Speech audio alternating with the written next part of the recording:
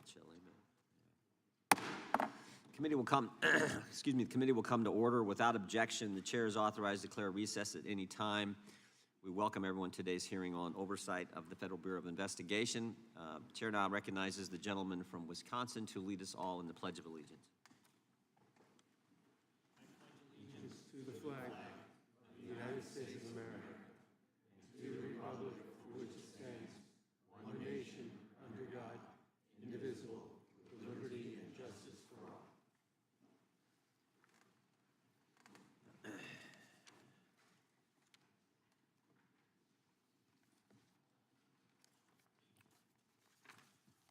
I wanted to begin today's hearing by recognizing the fact that we no longer have one of our great members with us. Sheila Jackson Lee, as we all know, passed away. She was a dedicated public servant. Her service on this committee, excuse me, spanned nearly 3 decades and included shepherding through countless pieces of legislation. I said yesterday at subcommittee hearing that I don't know that there was any member of Congress who got more out of 5 minutes than Sheila Jackson Lee did. And she was just a pleasant spirit who we all enjoyed. And we're thinking about her family. We all certainly will miss Sheila. I yield to the ranking member for comments. Thank you, Mr. Chairman. Mr. Chairman, this room and our hearts feel a little emptier today as we mourn the loss of our dear friend and colleague, Sheila Jackson Lee. In the nearly 30 years that I served with Sheila on the Judiciary Committee, I witnessed her boundless energy, her courage, and her character as she lent her voice and her legislative talents to nearly every issue that came before this committee. Whether it was advocating for just and humane immigration reform, working to protect voting rights and preserve our civil liberties, or delving into the technical details of administrative law and intellectual property, Sheila was always at the forefront of our work. Sheila made perhaps her greatest mark serving as the chair and later ranking member of the Crime Subcommittee. In this role, she worked in a bipartisan fashion to reauthorize the Violence Against Women Act and to protect victims of trafficking, among many other successes. She was also a leader on such issues as sentencing reform, gun safety, police accountability, and racial justice. Sheila engaged in many spirited debates, but she always had the deepest respect for all of her colleagues, even those with whom she vehemently disagreed. And she deeply loved the institution of Congress, and particularly the Judiciary Committee, because it gave her a platform to make a meaningful impact on the lives of millions of Americans. If Sheila took up a cause, she could be relentless in her determination to see it through, whether that meant making one extra phone call, going to one more meeting, offering one more amendment, or making one more speech. She would not rest until she thought she had done everything she could to fight for the issues she cared about. Through it all, she stayed true to her values and always had the people of Houston close to her heart. We are all better for having known her. The American people are better for having had her in their corner all these years. I will deeply miss my friend and colleague. May her memory be a blessing. I yield back. I want to thank the ranking member. Well said. Now, Chair will recognize himself for an opening statement. July 13th was a terrible day for America. We all agree spirited debate, fighting for what you believe in, are part of what makes this country the greatest nation in the world. But the First Amendment and robust political debate are not consistent in any way with violence. What happened in Butler, Pennsylvania was a tragedy that took the life of a good man, Corey Compertor, leaving a wife without a husband and 2 daughters without a father. Others were injured, and of course, former President Trump, by the grace of God, survived the assassination attempt. There are a lot of unanswered questions about the security failures that day, questions about decisions made before the rally, questions about actions during the rally, and questions about statements made after the event concluded. Prior to the rally, why was the president's security detail denied requests for extra resources? Why weren't all the buildings secured?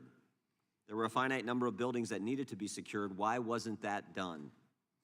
Why was the president allowed to walk out on the stage when there was a suspicious person on the property? During the rally, what exactly happened between 6:09 and 6:14, those critical 5 minutes?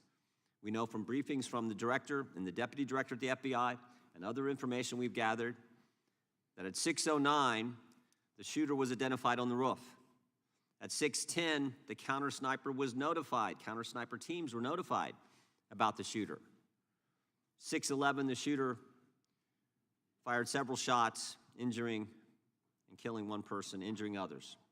At 6:12, the counter-sniper took down the shooter, and at 6:14, President Trump was escorted off the stage by Secret Service agents.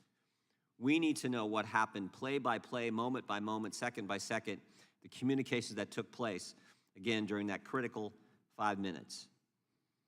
And then finally, after the rally, why did both the Secret Service and Secretary of Homeland Security, Mayorkas, lie to the American people?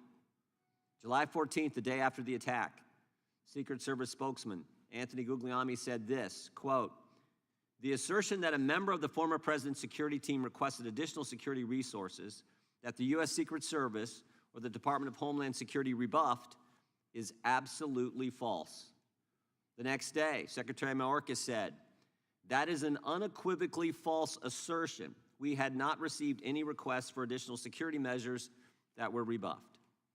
But 5 days later, top officials repeatedly rejected requests from Donald Trump's security detail for more personnel.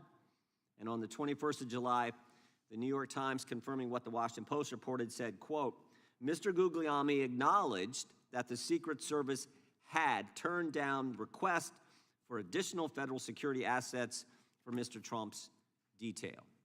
180-degree change. Why did they initially lie to us in the days after the attack in Pennsylvania? Finally, we hope to learn more today from Director Wray about the shooter, his use of the drone, the explosives that were in his car, how he got on the roof, and a host of other questions. It is our hope that Director Wray's testimony can begin to give answers to the American people about all of these questions and concerns. So, Director, we appreciate you being here, and we trust that you're going to be as transparent with the committee and the country as you possibly can.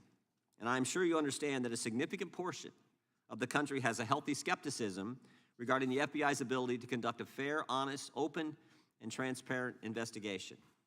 And that skepticism is based on what they've witnessed over the past several years. The American people have seen a Biden-Harris Justice Department that can't tell us who planted the pipe bombs on January 6th, that can't tell us who leaked the Dobbs opinion, and that can't tell us who put cocaine at the White House. A Biden-Harris Justice Department who raided President Trump's home, Biden-Harris Justice Department who worked with social media companies to censor Americans, Biden-Harris Justice Department who let the country believe that the Hunter Biden laptop was misinformation when they knew at the time it was authentic, and maybe most importantly, a Biden-Harris Justice Department who retaliated against whistleblowers who came to this committee and spoke to us about these issues. Last week, we sent you 12 questions about what occurred on July 13th. We expect you to answer those questions and the others that I've just outlined. And again, we thank you for being here today and appreciate your willingness to answer the questions that the committee is going to have. And with that, I would yield to the ranking member for an opening statement. Thank you, Mr. Chairman. Mr. Chairman, 2 weeks ago, our country witnessed a shocking assassination attempt on a presidential candidate. Now, I disagree with Donald Trump in almost every policy area imaginable. I am frequently shocked and outraged at the plans he has for our country and the words that come out of his mouth. And I have dedicated much of the last 8 years to fighting his agenda. But regardless of my strong feelings about Donald Trump's behavior, I unequivocally and unabashedly condemn with every fiber of my being the attempt against his life. This was not just an attack on a man, but an attack on our democracy. Political violence erodes the very foundations of our nation. The concepts of freedom of speech, of peaceful transitions of power, of a democratic government at its core, these cannot exist if political violence is allowed to fester and to go unchecked. And if you think that this one assassin's bullet was a bolt out of the blue and not part of a wave of violence that has threatened this nation for years, then you have missed the point of what my Democratic colleagues and I have been imploring you to hear for some time. Election workers, many of them working for free, face near constant threats of violence. In one recent instance, an Indiana man pleaded guilty to threatening to kill an election worker who said that there were no irregularities in a recent election.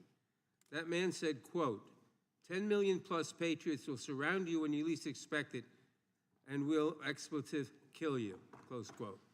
That is political violence. In another instance, Speaker Emerita Nancy Pelosi's husband was bludgeoned over the head with a hammer by an intruder in his home who had been there to capture Ms. Pelosi, interrogate her, and possibly, quote, break her kneecaps because of her liberal views. That is political violence. The death threats surging against Vice President Harris, former President Obama and his wife Michelle, and Governor DeSantis, as well as many others, including videos online of individuals holding guns making assassination threats. That is political violence. The plot to kidnap Governor Gretchen Whitmer and overthrow parts of the state government. That is political violence. The brutal, deadly attack 3 years ago against this very building, with rioters breaking through police barriers to run through these halls chanting, "Kill Nancy," and "Hang Mike Pence," and even hanging a noose outside the building. These rioters battering Capitol Police officers and forcing members of Congress and their staffs to go into hiding, squatted in spaces under desks or in closets. That is political violence. This assassination attempt, as horrific as it is, should surprise no one. And you would think a political party that almost lost their presidential candidate through an act of political violence would have something to say about the way their leaders keep talking about the next election. Donald Trump has warned there will be a, quote, bloodbath if he loses. Republican Ohio State Senator George Lang said just last week at a rally for J.D. Vance that he is, quote, afraid that civil war might be necessary if Republicans lose the November election. President of the right-wing think tank and Project 2025 leader, the Heritage Foundation, Kevin Roberts, said on Stephen Bannon's podcast, quote, "We are in the process of the second American Revolution, which will remain bloodless if the left allows it to be," close quote. Republican former Alaska Governor Sarah Palin said in August of last year of Trump's indictments, "Do you want us to be in civil war? Because that's what's going to happen. We're not going to keep putting up with this. We do need to rise up and take our country back," close quote. I could go on, but it's more and more of the same. And I hear nothing from the other side of the aisle in this room about these statements. Do you support a bloodbath if you don't get the election outcome you want? Do you justify violence if the left does not agree with you? And what exactly has preoccupied this Republican majority while their allies threaten violence to their political enemies, real and imagined? We have chased down baseless conspiracy theories designed solely to influence the 2024 election in favor of Donald Trump. We have spent millions of dollars and thousands of hours of staff time in more than 100 transcribed interviews chasing false accusations against President Biden, supporting an impeachment effort that seemed designed to fail, and hunting for a smoking gun that simply does not exist. And instead of admitting that these investigations found no corruption, coercion, or unethical behavior by the Biden administration, Republicans chose to just dig deeper and spend more money. Imagine what could have happened if we had spent these thousands of hours of staff time and those millions of taxpayer dollars addressing even one aspect of the political violence that now threatens our country. Perhaps, had this Republican majority lifted a finger to help a nation that is awash in guns, the assassinate Butler would not have had such easy access to the weapon he used to fire on that crowd. Director Wray, your agency is responsible for addressing some of the most serious issues of our time. The Bureau fights gun violence, which claims the lives of 40,000 Americans every year. It protects election security from growing threats from malign foreign actors who are working tirelessly to influence our elections. It protects against domestic terrorists and violent extremists who have been a growing threat in recent years and have carried out horrific mass shootings and deadly events around the country. And so much more. I apologize to you, Director, that instead of supporting you in these missions in the 118th Congress, some of my colleagues have instead hindered your work, maligned your agents, and called to abolish and defund your agency, all for political gain. It is despicable, especially from the party that claims to, quote, back the blue. And I know that you and your many agents and employees have paid the price for these baseless attacks. I know you have faced a barrage of threats, distrust, and vitriol from the public as a result of these wild, politically driven conspiracies. I know it has become even more dangerous and difficult for you to come to work each day. I may not agree with you on everything, but I sincerely thank you and every employee in your agency who continues to protect our country. The FBI is vital to keeping America safe, and I pray that today we can focus on the real substantive work of the agency. It is the least we owe our country in these times. I yield back. Gentleman yields back. Without objection, all other opening statements will be included in the record. We will now introduce today's witness. The Honorable Christopher Wray has been the director of the FBI since 2017. He previously served as the Assistant Attorney General for the Criminal Division of the Department of Justice, the Principal Associate Deputy Attorney General, and Associate Deputy Attorney General, and as Assistant U.S. Attorney for the Northern District of Georgia. Again, Director Wray, you've been here many times. We appreciate you being here today, and look forward to your testimony and answering our questions. We will begin by swearing you in. Would you please rise and raise your right hand? Do you swear or affirm under penalty of perjury that the testimony you're about to give is true and correct to the best of your knowledge, information, and belief, so help you God? Let the record let the record reflect that the witness has answered in the affirmative. Thank you, and please be seated. We have votes coming in about 10 minutes, but we definitely want to get through your opening statement as far as we can, and this is going to be an interesting day on Capitol Hill with the Prime Minister of Israel here as well. So, Director Wray, you're recognized for your opening statement. Good morning, Chairman Jordan, Ranking Member Nadler, members of the committee. I want to begin by offering my condolences on the passing of Representative Jackson Lee, who served the people of Texas in this body and on this committee for so long. Thank you all for your support of our efforts to protect the American people and uphold the Constitution. I am proud to be here today representing the 38,000 special agents, intelligence analysts, and professional staff who make up the FBI, men and women who every day work relentlessly to counter the most complex threat environment I've seen in my tenure as FBI director, maybe in my entire career in law enforcement.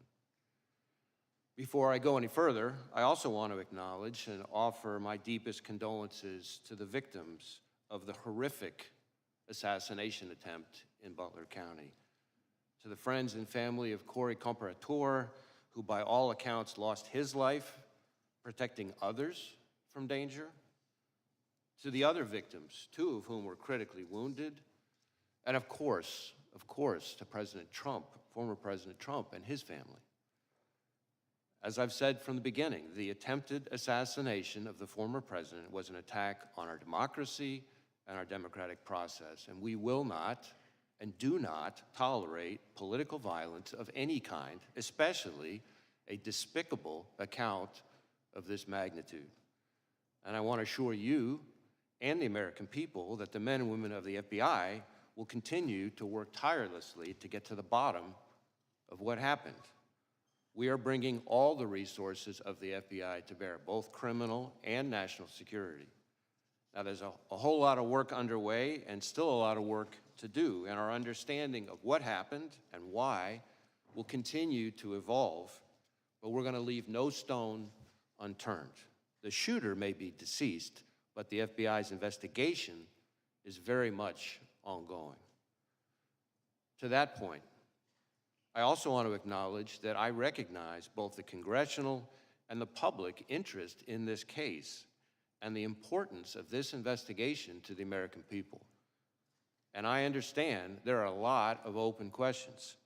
So while the investigation is very much ongoing and our assessments of the shooter and his actions continue to evolve, my hope here today is to do my best to provide you with all the information I can, given where we are at this point. I have been saying for some time now that we are living in an elevated threat environment. And tragically, the Butler County assassination attempt is another example, a particularly heinous and very public one, of what I've been talking about. But it also reinforces our need at the FBI and our ongoing commitment to stay focused on the threats, on the mission, and on the people we do the work with and the people we do the work for. Every day, all across this country and indeed around the world, the men and women of the FBI are doing just that, working around the clock to counter the threats we face. Just in the last year, for example, in California, the FBI and our partners targeted an organized crime syndicate responsible for trafficking fentanyl, meth, and cocaine all across North America. We charged the Mexican-based suppliers who brought the drugs into the United States, a network of Canada-based truck drivers who delivered the drugs, and the distributors in the United States who spread the poison into our communities. Staying on threats emanating from the border, I have warned for some time now about the threat that foreign terrorists may seek to exploit our southwest border or some other port of entry to advance a plot against Americans. Just last month, for instance, the Bureau and our Joint Terrorism Task Forces worked with ICE in multiple cities across the country as several individuals with suspected international terrorist ties were arrested using ICE's immigration authorities. Leading up to those arrests, hundreds of FBI employees dedicated countless hours to understand the threat and identify additional individuals of concern. Now, the physical security of the border is, of course, not in the FBI's lane, but as the threat has escalated, we're working with our partners in law enforcement and the intelligence community to find and stop foreign terrorists who would harm Americans and our interests. As concerning as the known or suspected terrorists encountered at the border are, perhaps even more concerning are those we do not yet know about because they provided fake documents or because we didn't have information connecting them to terrorism at the time they arrived in the United States. Staying ahead of today's threats demands that we work together. And for the FBI, that means doubling down on our partnerships, especially with state and local law enforcement. Whether it's working through our hundreds of joint terrorism task forces, to build out source networks to identify those who slip through the cracks, or targeting the worst of the worst responsible for the violence that still plagues far too many communities through our Safe Streets task forces, or taking the fight to the cartels responsible for trafficking the dangerous drugs like fentanyl, pouring into our country and claiming countless American lives. Staying ahead of the threat also means continuing to disrupt the cyber criminals ravaging businesses, large and small, and confronting nation states like China, targeting our innovation and our critical infrastructure. At the Bureau, we're proud to work side by side with our brothers and sisters in federal, state, and local law enforcement, our partners in the intelligence community, and others around the world to fulfill our commitment to keep Americans safe. Now, on Friday, the FBI will celebrate its 116th anniversary. 116 years of protecting the American people and upholding the Constitution. 116 years of working with our partners to safeguard the communities we serve. 116 years of innovating to stay ahead of the complex, evolving, and very real threats out there. I am proud of the legacy the men and women of the FBI have built and all they have accomplished for the American people. So, if I may, as we approach this week's anniversary, I would just like to say to all those who are part of the FBI family, from our current employees to our formers and to our partners across law enforcement and the intelligence community, thank you. Thank you for dedicating your lives to this country and to its people. It is both humbling and an honor to serve alongside you, and I look forward to the work we're going to continue to do together. And with that, thank you again for having me, and I look forward to our discussion. Thank you, Director Wray. Excuse me. We'll now proceed under the 5-minute rule. The gentleman from North Carolina is recognized for 5 minutes. Thank you, Mr. Chairman. Director Wray, I'm way down here. I appreciate the chairman giving me this because I've got to leave. But let me ask this question. Why doesn't the FBI disclose to the American people all of the investigative detail and evidence that you are gathering as it is gathered? Well, we have tried to be transparent with both Congress and the American people as we're going along in the investigation, frankly, unusually so for an ongoing investigation given the sheer nature of it. We have provided a lot of information. I expect to continue to provide information. I expect to be able to provide some additional information here today in response to your questions and your colleagues. But part of the issue is that, as like in any investigation, as we proceed, facts evolve. Our understanding of what somebody said turns out to have more context that we didn't have before. We have additional leads out there. So part of our goal is not just to respect the ongoing investigation process, but also to make sure that we don't prematurely provide information that then 2 days later turns out to be different than what we told people, because that's very much, kind of a natural part of any investigation. So did Crooks fire 8 shots? We have recovered 8 cartridges on the roof. Why was Crooks allowed to get off 8 shots? Well, that, I think, is something we're still digging into. Again, maybe this is a good place for me to make clear the different investigations that are going on.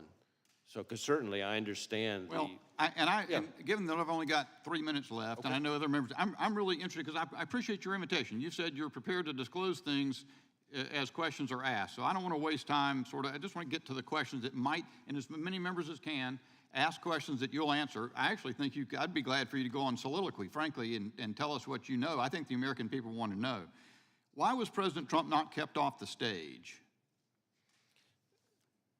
we don't know the answer to that, but I want to be clear, and this is important because I think it goes to questions that I can and cannot answer. Our investigation, the FBI's mandate, is focused on the shooter and all things related to his attack. Now, obviously, I understand very much the intense interest and focus on the Secret Service's performance, actions, decision-making, et cetera.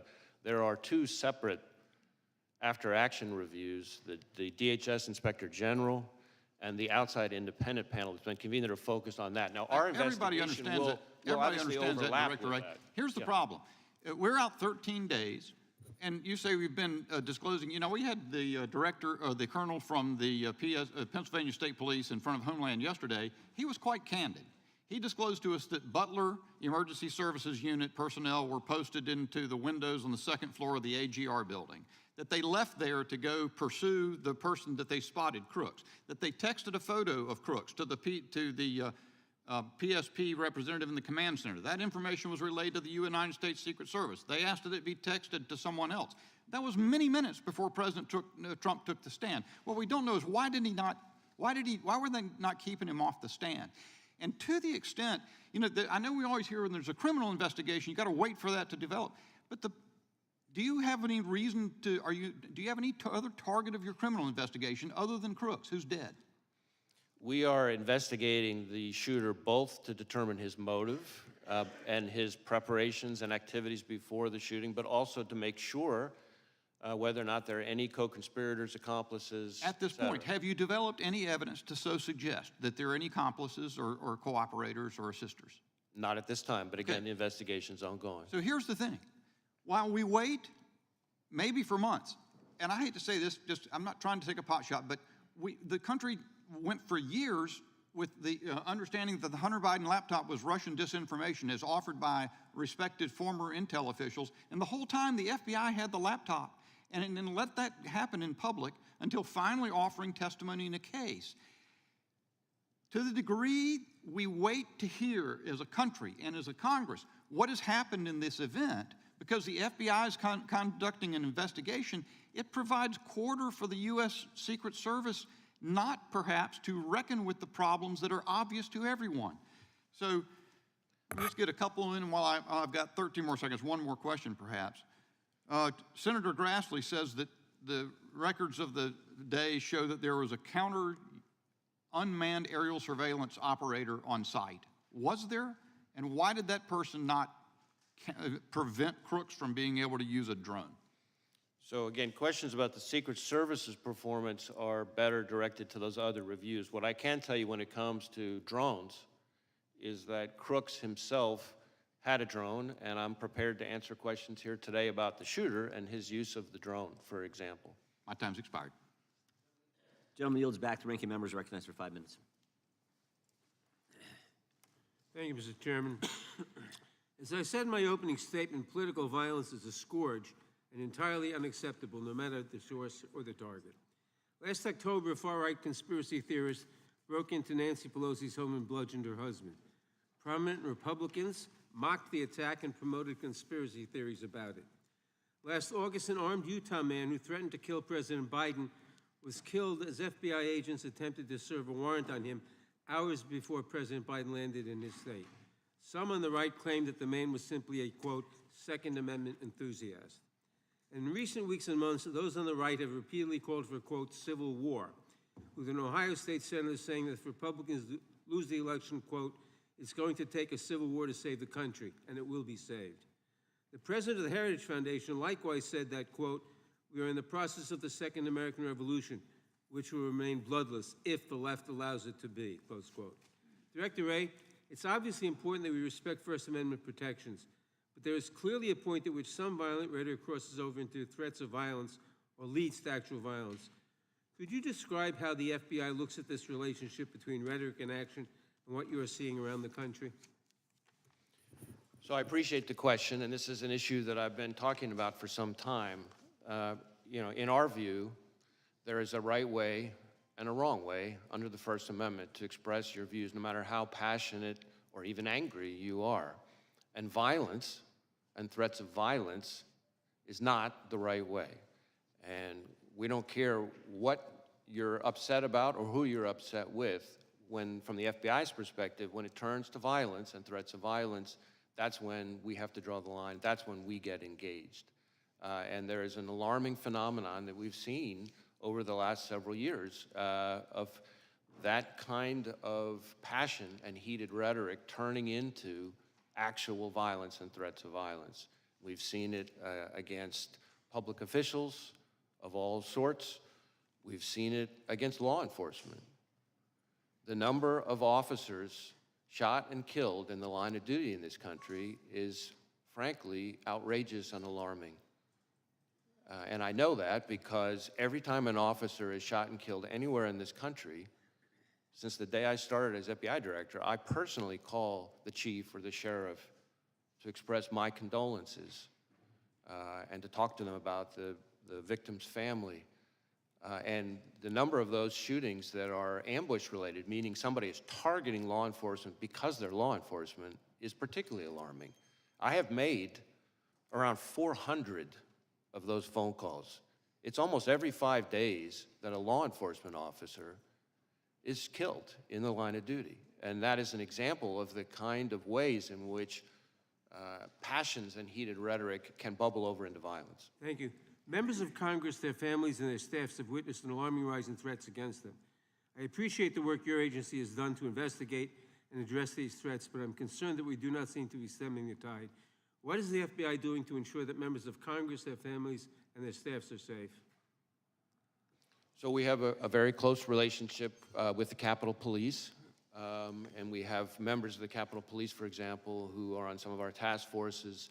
We share intelligence information about things that we're seeing, trends that we're seeing with Capitol Police and others in law enforcement. Obviously, if we have specific information about an effort to target a member of Congress, then we're getting with Capitol Police in a much more specific way. But those are some of the things that we're doing. Thank you. Now, Director, your office is leading the investigation into the attempted assassination of Donald Trump. Republicans in Congress, including members of this committee, have repeatedly called for defunding the FBI. What impact would defunding or even just limiting your funding have on the FBI's ability to conduct this and other investigations? So I understand that there are heated views, opinions about us, just like there are about every institution in today's America, but cutting our funding is incredibly short-sighted, and the people it really hurts are state and local law enforcement and the American people we're all sworn to protect. Thank you. During my remaining time, I want to turn to a different matter. In recent days, Republican members of Congress have attacked presumptive Democratic presidential nominee Kamala Harris as a, quote, DEI candidate, which presumably is code for women and person of color. It's not a new theme for them. In May, Chairman Jordan wrote to you claiming that because of DEI initiatives, the FBI is no longer hiring, quote, the best and brightest candidates to fill the position of special agent. With my remaining time, Director Wray, can you please answer the following questions? Is it true that hiring women and people of color means that FBI is no longer hiring the best and the brightest to serve as law enforcement officers? Is there any evidence that women and people of color are less effective in law enforcement roles And what message does it send to prospective applicants when their leaders demean them and make judgments about them based solely on their race or gender? Witness may respond. So any notion that we have lowered our standards, our hiring standards, is just not accurate. In fact, our standards are as competitive and selective as ever. We have tens of thousands of people applying, and our selection rate is about 3.1%, which is more selective than just about any university in the country. And most of our applicants, I think something like 50% of them are coming from military or law enforcement backgrounds. About 50% of them also have advanced degrees. The average age is around 31, which means they're bringing a wealth of personal and professional experience when they arrive. And to suggest that those people, because of efforts related to diversity or anything like that, are less qualified, frankly, is not at all consistent with what I see, having visited all of our field offices and seen these young people in action. And I think is an insult to those hardworking men and women who've signed up to dedicate their lives for this country. Thank you, Director. I yield back. Gentleman yields back. Director, let me go back to where Mr. Bishop was. Tell me about the drone. You act like you wanted to fill us in on that. Fill us in. So we have recovered a drone that the shooter appears to have used. It's being exploited and analyzed by the FBI lab. The drone was recovered in his vehicle. So at the time of the shooting, the drone was in his vehicle with the controller. In addition, our investigation has uncovered.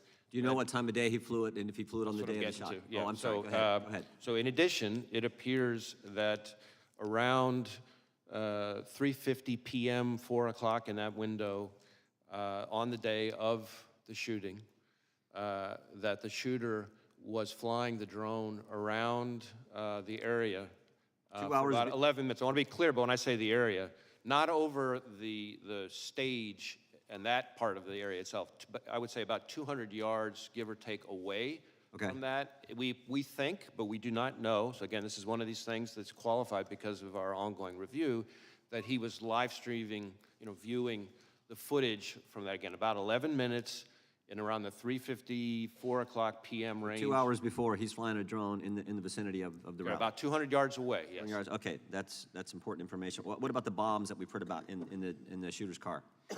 So again, the FBI lab is exploiting those explosive devices. Yep. We've recovered 3 devices, 2 in his vehicle and 1 back in his residence.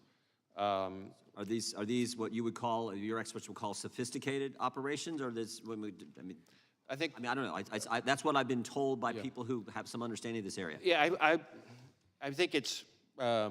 We've seen more sophisticated and less. I would say these are relatively, again, keyword relatively crude devices themselves, but they did have the ability to be detonated remotely. And so to that point, in addition to the 2 devices that we recovered out of his vehicle, there were receivers for those 2 explosive devices with the devices. And then on the shooter himself, when he was killed by law enforcement, he had a transmitter with him. Now, I do want to add one important point here, is at the moment, it looks to us, again, ongoing review, and I can't say that too many times, at a moment, it looks like because of the on-off position on the receivers, that if he had tried to detonate those devices from the roof, it would not have worked. Okay. But that doesn't mean the explosives weren't dangerous. And I'm sure we're going to get into all these subjects a little bit later as well. Tell us what you can about the encrypted platforms we've heard about.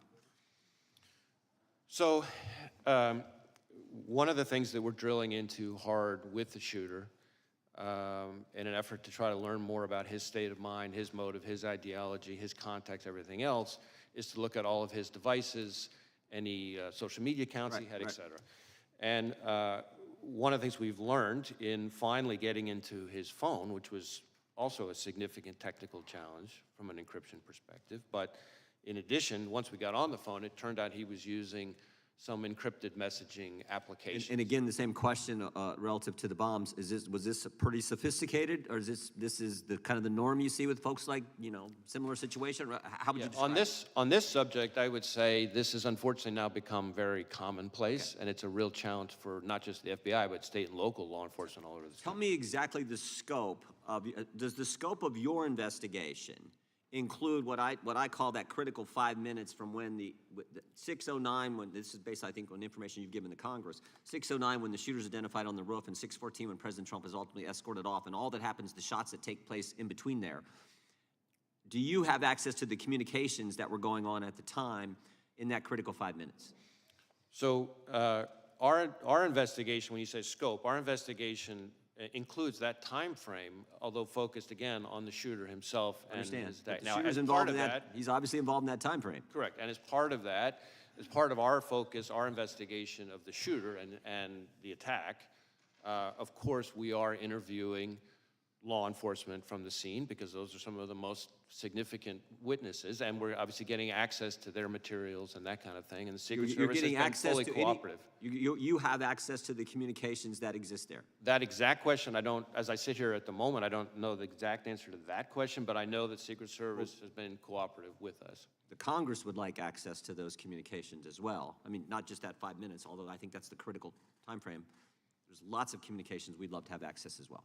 I see my time is up, and they have called votes on the floor. I think there are about 6 minutes left in votes, so the committee will stand in recess until approximately 10 minutes after votes conclude on the House floor.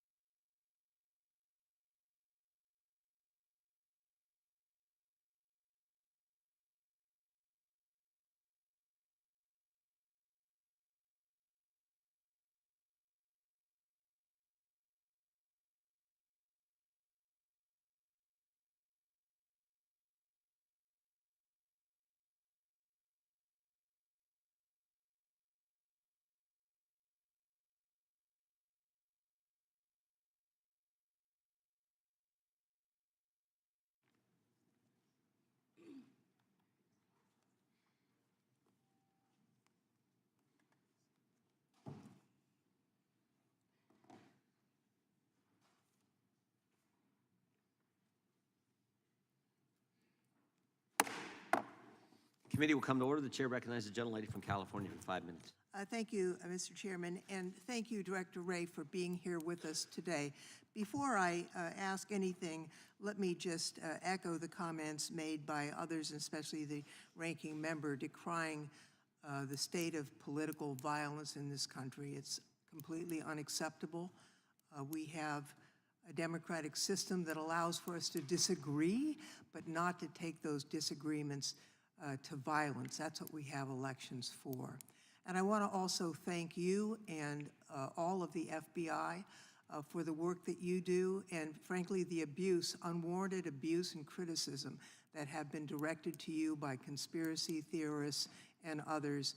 It doesn't make your hard job any easier, and I want you to know that many of us notice that and appreciate the work that you and your team are doing. Let me just ask a couple of quick questions. First, many of us are interested in the motives of the shooter here. You know, when it's an assault on a political figure, you immediately assume there's a political motive, and that may be the case here. We don't know yet. But I was interested in what you're seeing on his phone. The press has reported that he had pictures not only of Mr. Trump, but of Mr. Biden and various other members, political figures. Can you discern, was there, an element of, mainly Republicans, maybe Democrats? Was it all over the board? Can you enlighten us about that? Well, this is a place where it's particularly important for me to reiterate the caveat that I've included before, because in this instance in particular, we have a lot of legal process out for additional accounts and things like that that the shooter is associated with. So we're hoping to learn more, and we're still exploiting a number of the digital devices. Right. I think it's fair to say that we do not yet have a clear picture of his motive, and I think it's important for me to explain, because I understand, of course, why everybody wants to know the answers to those questions. Often in an investigation, from interviewing people that the subject was in close contact with, looking at the individual's social media accounts, messages, often things, physical evidence in the person's residence. You might see a manifesto, things like that. We're not seeing that yet, but we are digging in hard, because this is one of the central questions for us. What I can say is that the shooter appears to have done a lot of searches of public figures in general, but so far we're seeing kind of news articles and things like that, and so the images that have been reported about, really what we're talking about there are when you do a news search of an article, the image appears in the cache, as opposed to like a search for that specific individual. But again, I really want to be clear that that's a place that we're doing a lot of work right now, and so more to come on that. Well, I thank you for that clarification. We're interested also in the role of access to weapons when it comes to this terrible crime. The shooter used a semi-automatic rifle, really a weapon of war, that sadly has also been used in mass shootings around the country, including in my own district. It seems to me that the assault weapons ban that was once in place has to be a part of the national answer to curbing the epidemic of gun violence in America. I wonder if you could, with your help, Director Wray, understand a few aspects of the investigation. It's my understanding that the Bureau of Alcohol, Tobacco, Firearms, and Explosives, ATF, was quickly able to trace the gun's purchaser, using records from an out-of-business gun store, records that the government is required to correct. Some of my colleagues on the other side of the aisle have suggested that collection should stop. There have been efforts to digitize it, which have been resisted. Can you tell us about how the origin of this gun purchase was discovered and the technology used? I guess what I can say is we located a number of firearms associated with the shooter and his family. I think it was a total of, 14 in the house.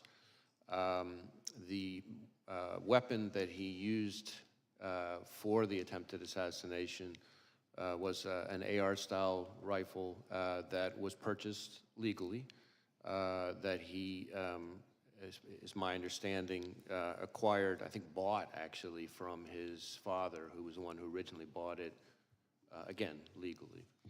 Thank you, Mr. Chairman. My time has expired, so I yield back. Gentlelady yields back. Gentleman from California is recognized. Thank you. Director, I'll try to ask questions that are answerable too. I think that's been done pretty well on both sides. You do the advanced threat assessment and deliver that information as to the general threat and then specifics as to protected people to the Secret Service. Is that correct? Well, sort of.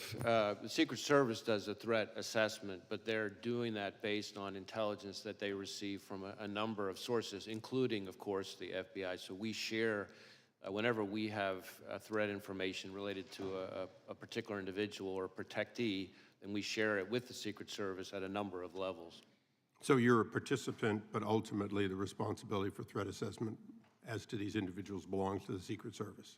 Well, again, the threat assessment for the individual belongs to the Secret Service, but we are an important part of that because we share threat information, if we have any. They get threat information from a variety of sources. So, and you get them from that same variety of sources. They've got no sources that are excluded from the FBI, do they? Well, I don't know. I'm not aware of any that are excluded from the FBI, but they may receive information that comes directly to them that didn't come to us. Sure, okay. Director, do you believe that former President Trump was a high-risk threat under your assessment? Well, I believe that former President Trump, really, frankly, like any president or former president, is a very high-profile figure and attracts a lot of, unfortunately, the kind of threats we've been talking about. It's fair to say, not on a scale of 1 to a million with little nuances, but on a scale of 1 to 10, President Trump's risk was very similar to a current president, very similar to, because he was the presumptive nominee and leading in the polls and so on, that he was a high risk by any standard. Is that correct? Certainly, there's a reason why he has so much protection around him. Okay, Robert F. Kennedy Jr., the son of assassinated senator and the nephew of an assassinated president, would you say he was also, as a presidential candidate, at significant risk? Again, I think any presidential candidate raises some level of risk. It might vary from candidate to No, but it's clearly a risk. Okay.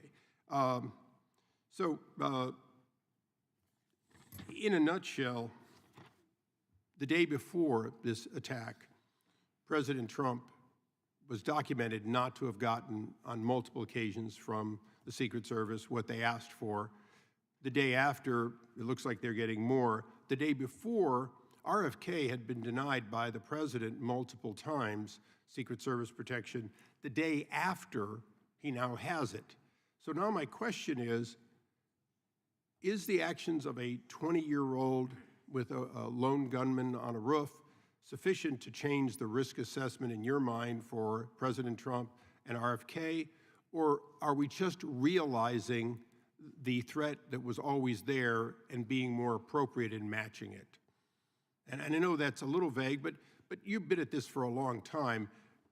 Hindsight is 20/20. Now that we have hindsight, is it fair to say that giving Robert F. Kennedy Jr. security, upping the security, including drones, overhead support for the president, former president, these are all things that in hindsight should have been done the day before? Well, let me try to answer your question this way. Of course, as I said, the assessments of the level of security to be provided to individual protectees. No, I understand it's a Secret Service decision. But what I would say to you is that, and I've been saying for quite some time, including in front of committees of this Congress, that we are in an elevated threat environment, and we have been for some time. And that comes from a variety of quarters. It is, quite frankly, a dangerous time to be a prominent public official. And in regards to that, the other side has spent a lot of time talking about what people on the right have said. But there was an attempted assassination on a Supreme Court justice. We have had the highest-ranking senator on the other side of this body saying that there were actions, that they were accountable. We have had multiple members of Congress in both the House and the Senate berating the character of members of the Supreme Court as a result of their decisions made, both, sometimes 6-3, sometimes unanimous, whatever. Are those comments, not any one of them, but are those comments and the generation of that sort of, oh, this guy's bad for democracy, this Supreme Court justice is a threat to democracy, is that the kind of thing that raises the threat level, and would you caution against that?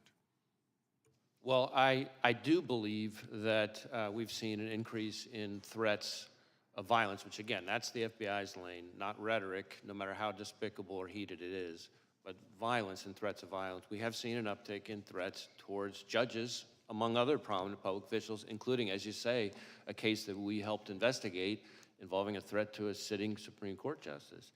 An attempt. An attempt. Yeah, thank you. Right. And I think it's a reflection of a broader phenomenon that we are seeing in this country, where people, again, very passionate, I respect that, very angry, I respect that, but there's a right way and a wrong way to express yourself when you're angry. And violence and threats of violence just can't be it.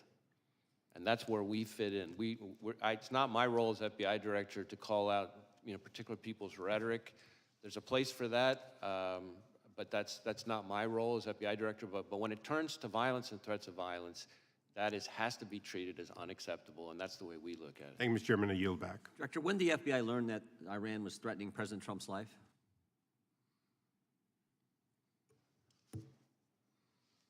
So I want to be a little bit careful here, not to talk about specific classified information, but we have been for quite some time, and I'll stick with what's in the open record. We, for some time, and I in particular for some time, have been calling out the efforts by the Iranian government to attempt to retaliate for the killing of Soleimani by going after current or former prominent U.S. officials, and we've even had an indictment against it. And I think that we need to recognize the brazenness of the Iranian regime, including right here in the United States. And I expect that we're going to see more of it, and I expect there'll be more coming on that. I'm not aware of any threat information related to protectees that wasn't, passed in a timely way, but I can't really get into specifics here. It's the minority's time here, but I just felt that was a question the committee needed to understand, and it sounds like you've known that for a long time, and that information was conveyed to the Secret Service? Any information related to threats against the former president, which again, as we've sort of talked about, happens all too often, is something that we have a whole process we routinely share with the Secret Service at a number of levels in a timely way, and to my knowledge, that has consistently been followed. Gentleman from Georgia is recognized. Thank you, Mr. Chairman. Thank you for being here, Director Wray. Director Wray, the FBI is the independent law enforcement agency under the Department of Justice. Is that correct? Yes. And does the FBI director currently report to anyone? Well, you mean in a chain of command, Yes. Reporting structure kind of thing? Yes. Yeah, so the FBI is part of the Justice Department. On the org chart, you would see that the FBI director, and this has been true for decades, reports to the Deputy Attorney General, who reports to the Attorney General. Obviously, reports in a communication sense, I report to any number of people. As opposed to a micromanagement reporting system. Correct. And you would take issue, would you not, with any proposal that would change or alter that chain of command and place you or place a FBI director in the position of reporting directly to the president? Would you not? You would oppose that? I don't think that would be a wise reporting structure. I think the structure that we've had for decades now makes sense. I think there's a difference between independence in a sort of organizational structure perspective and independence in terms of the way you do the work. Obviously, the reporting FBI, directly- the FBI is part of the Justice Department. Well, reporting directly to the president would eliminate your independence, would it not? I don't think it would help. Yeah. And you're familiar with Project 2025, are you not? I mean, I've seen, news reports about it. I'm not You're aware that particularly familiar with it. You're aware that it is a game plan for President Trump's first 120 days in office, correct? I'm really not familiar with the details. Again, I've seen reporting about it. It is, and what he proposes to do is to force the FBI director to appoint, report directly to him. That's what he wants to do within the first 120 days. He also wants to eliminate the position of FBI General Counsel. That is also set forth in Project 2025. How would you recommend that? I think the FBI's Office of General Counsel serves an incredibly important role, including in terms of advising our workforce. We have 38,000 people. The idea of having an organization like ours, an independent law enforcement agency like ours that doesn't have its own general counsel's office doesn't make sense to me. Well, it would seem like any proposal that would force the director to report to the president, and then there would be no legal counsel for the director of the FBI. That seems like it's an attempt to neuter the FBI and render it accountable only to the president. Isn't that correct? Well, let me put it this way. I recognize that the FBI director, this FBI director and every FBI director before me serves at the pleasure of the president. And that's part of our system. I was appointed by President Trump. I respect that. I think that's a part of our structure. But independence in terms of how we do our work is what matters to me. And we need to be able to do our work in a way that is free from political interference. Well, you wouldn't be able to do that by reporting everything you do to the president and getting his authority and approval before you take action, correct? I don't think that would be a wise approach.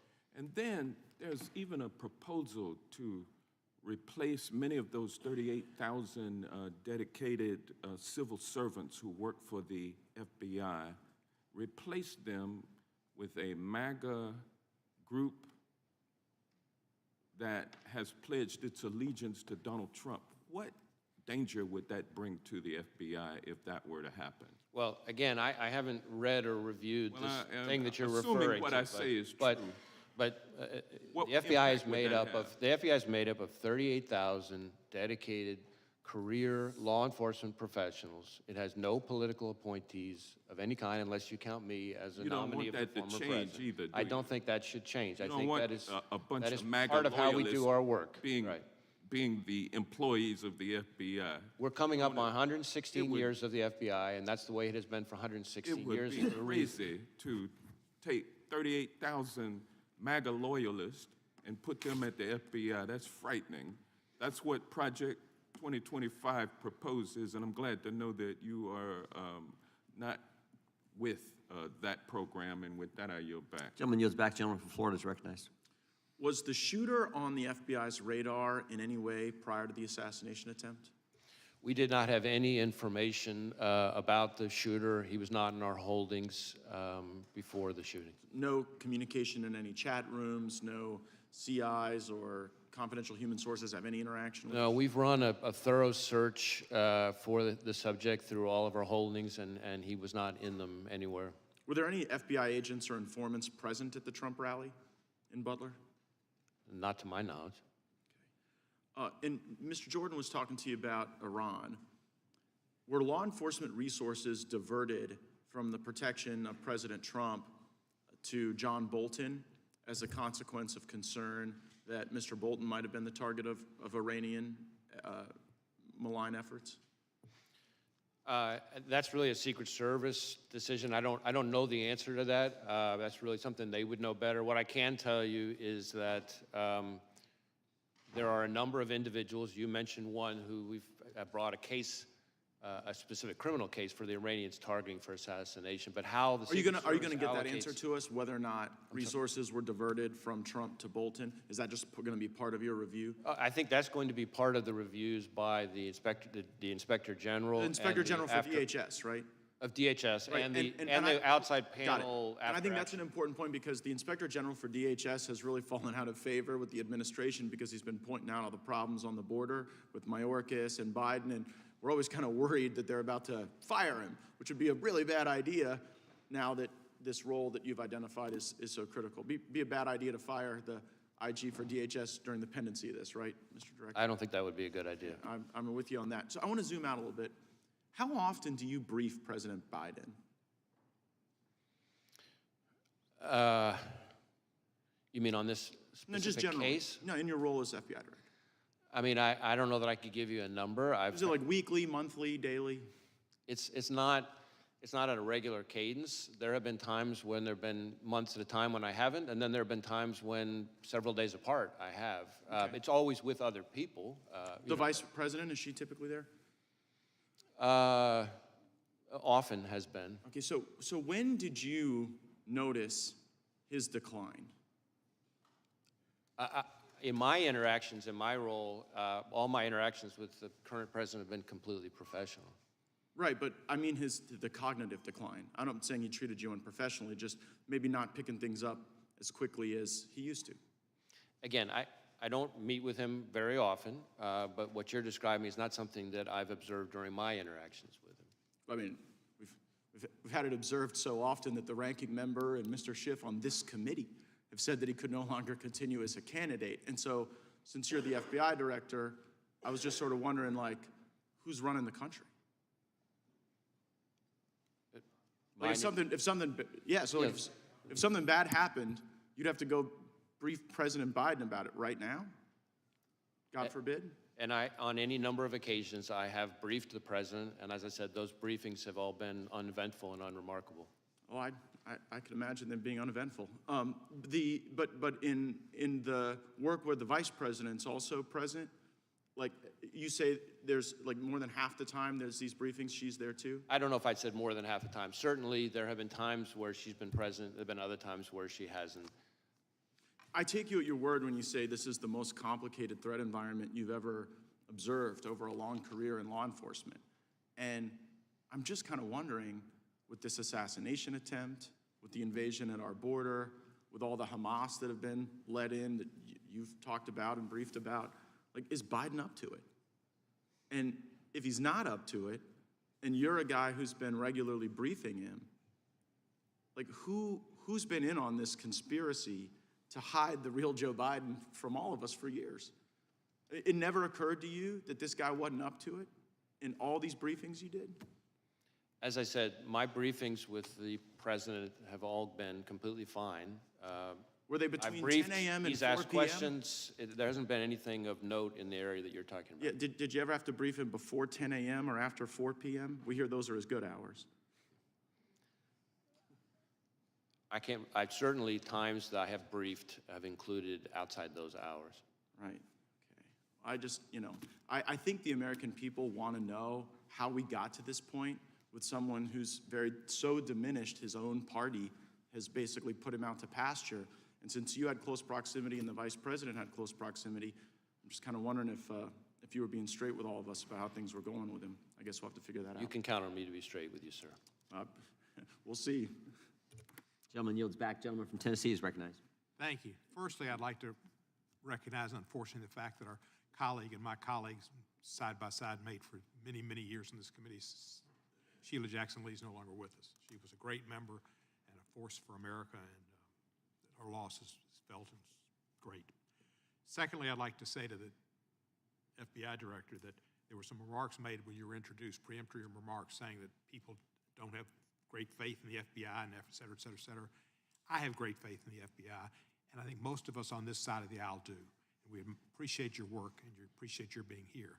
Some on the other side of the aisle have cast aspersions upon the FBI and upon law enforcement.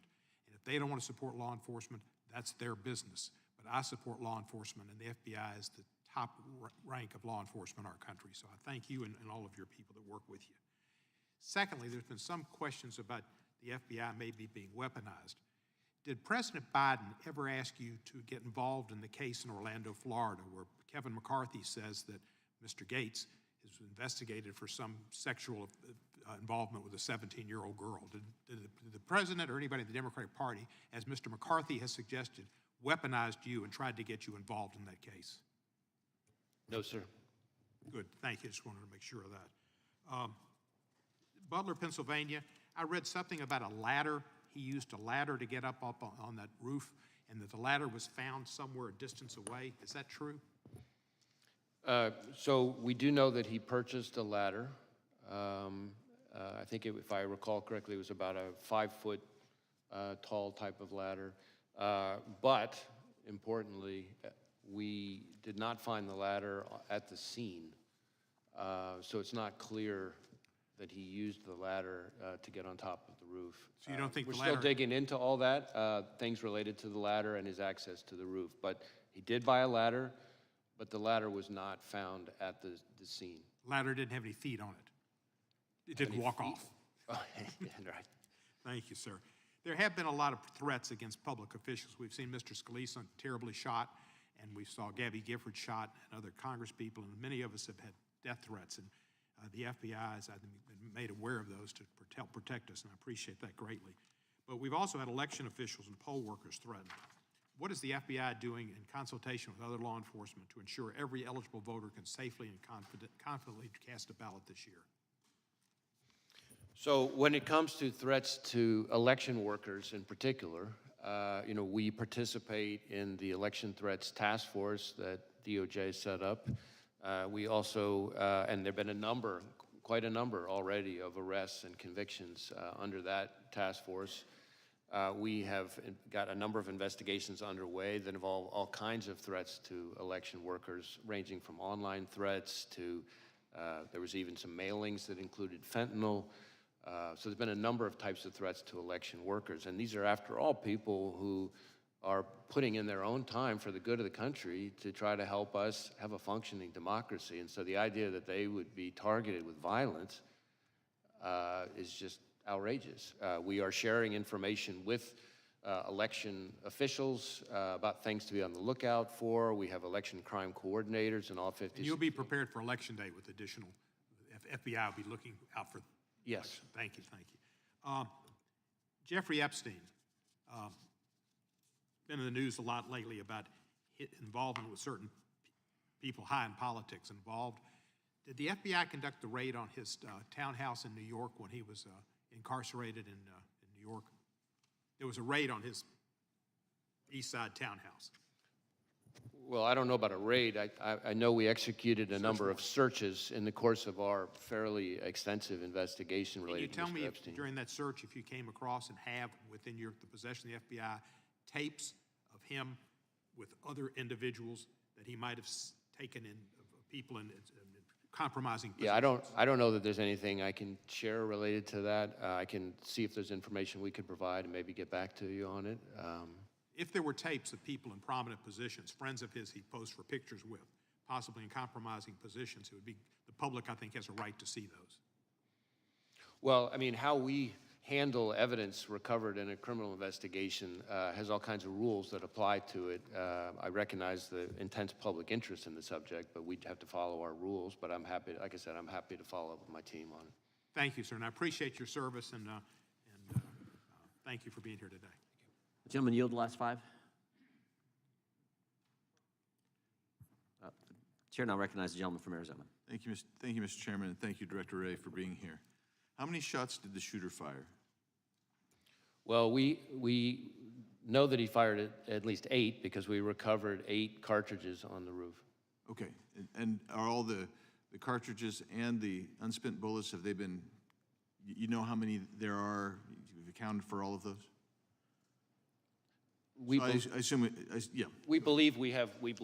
Again, there was lots of work still ongoing, but yes, we believe we have accounted.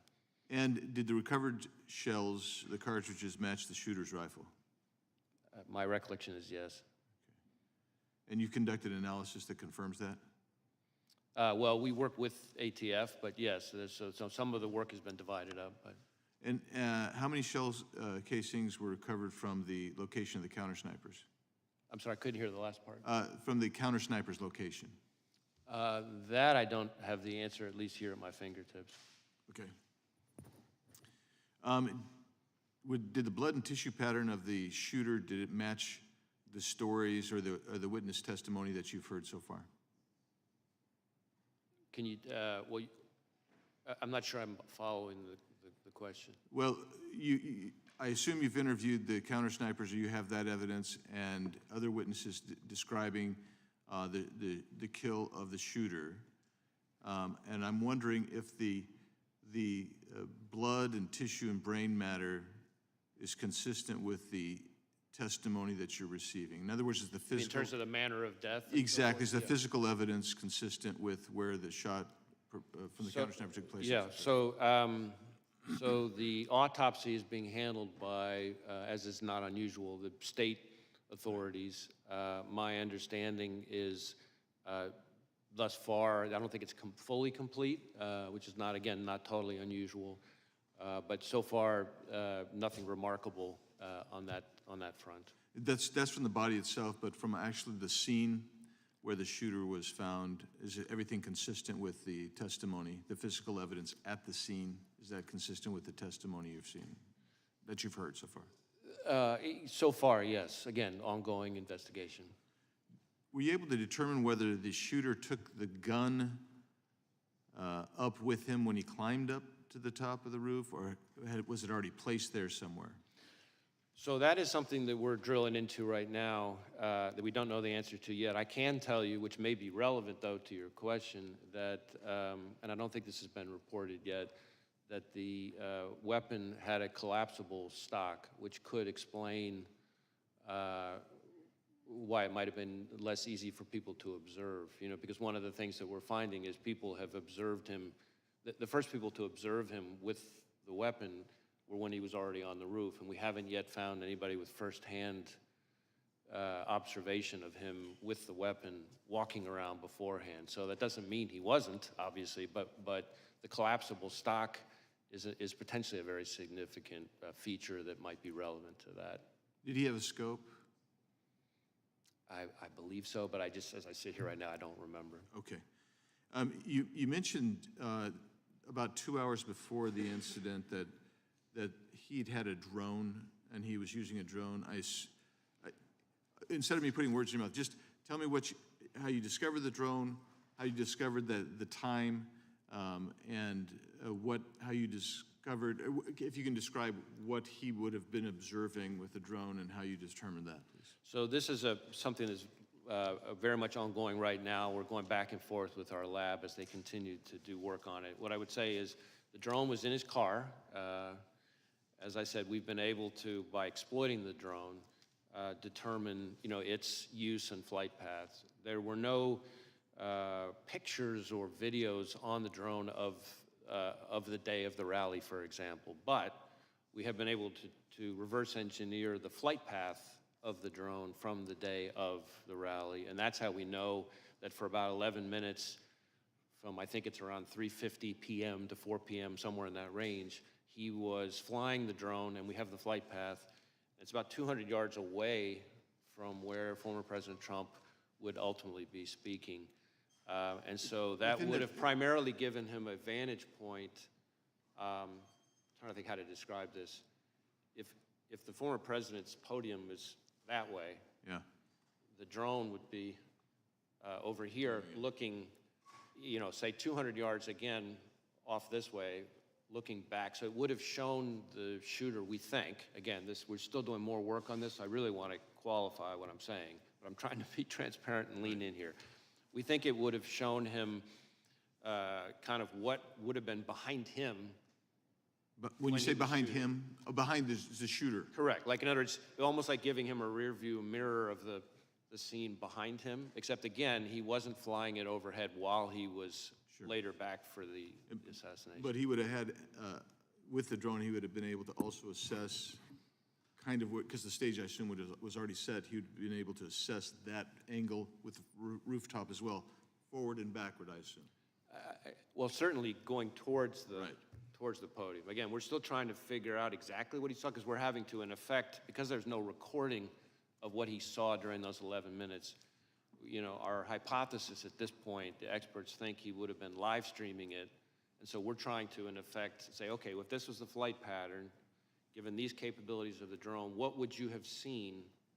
What could you have seen for those 11 minutes? And again, it wasn't over the stage or the kind of the hub of the rally. It was about 200 yards away, but it looks like it would have been looking, let's say, you know, length of a football field or so, more, you know, kind of towards the podium. Great, thank you, Mr. Chairman. How many separate times was the shooter on the premises? So again, with the caveat that we're continuing to do work on it, we believe that the first time he traveled to the grounds was, I think, a week before, and he spent roughly 20 minutes there. Then he went to the grounds again on the morning of the event, it appears, for about 70 minutes, I think, but again, I qualify that. I'd have to go back and look to be sure of that part. And then he came back in the afternoon, so that would be, I guess, a third time for good, but that included things like this drone activity we just talked about. Gentleman from California is recognized. Thank you, Mr. Chairman. Director, thank you for appearing. Thank you for the extraordinary job that you're doing. Please convey our thanks to the men and women at the Bureau for their incredible work. I've worked with them since I was an assistant U.S. attorney more than 30 years ago. Let me start with a threshold question I'm curious about. When I applied to be an assistant U.S. attorney, I had to go through a background check. Do candidates for the FBI have to go through background checks? Yes. Would someone with dozens of felony convictions survive a background check for the Bureau? No. So they would never be hired by the Bureau? No. Well, clearly the Bureau has, you don't have to comment on this, I know you won't, but clearly the Bureau has higher standards for their hiring than one of America's great political parties. Let me turn to the events of the tragic shooting. Have you been able to gain access to the shooter's electronic communications, social media, and with the caveats that you mentioned that the investigation is still early, have you been able to make any deductions or are there any indications of the shooter's motivation from those electronic holdings? So in terms of our ability to access it, we have been able to get into and exploit a number of electronic devices, digital devices, but not all of them yet. And then within his various accounts, we've been able to get access to some of them, but some of them we're still waiting on. Some of them we may never get access to because of the encryption issue, that it presents an increasingly vexing barrier for law enforcement, not just the FBI, but for law enforcement all over the country. But we're still drilling into that. We have some information. Some places we've been able to look, some places we will be able to look, some places we may never be able to see, no matter how good our legal process is. But that's what we're looking at right now. In terms of what we've been able to find so far, a lot of the usual repositories of information have not yielded anything notable in terms of motive or like ideology. Having said that, it does appear fairly clear that he was interested in public figures, kind of more broadly, and I think this is important, that starting somewhere around July 6th or so, he became very focused on former President Trump and this rally.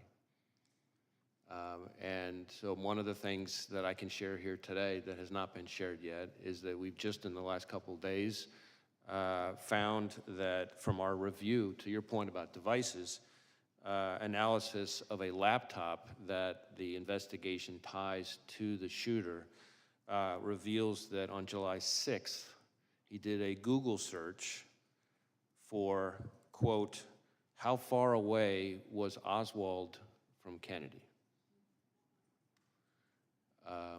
And so that's a search that obviously is significant in terms of his state of mind.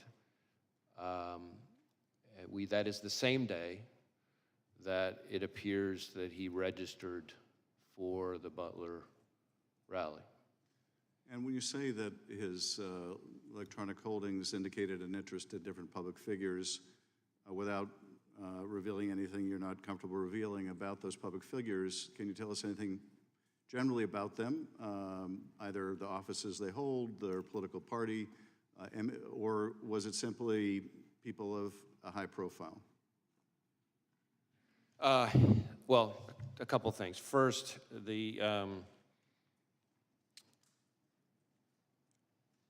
the images that we've recovered so far from, I can't remember which of his various devices, appear to be what we call cached images from searches of news articles. So if you do a news article search, of course, if there are photos on it, those photos get stored automatically in your cache, as opposed to me searching or him searching for a specific person and getting up images of that person.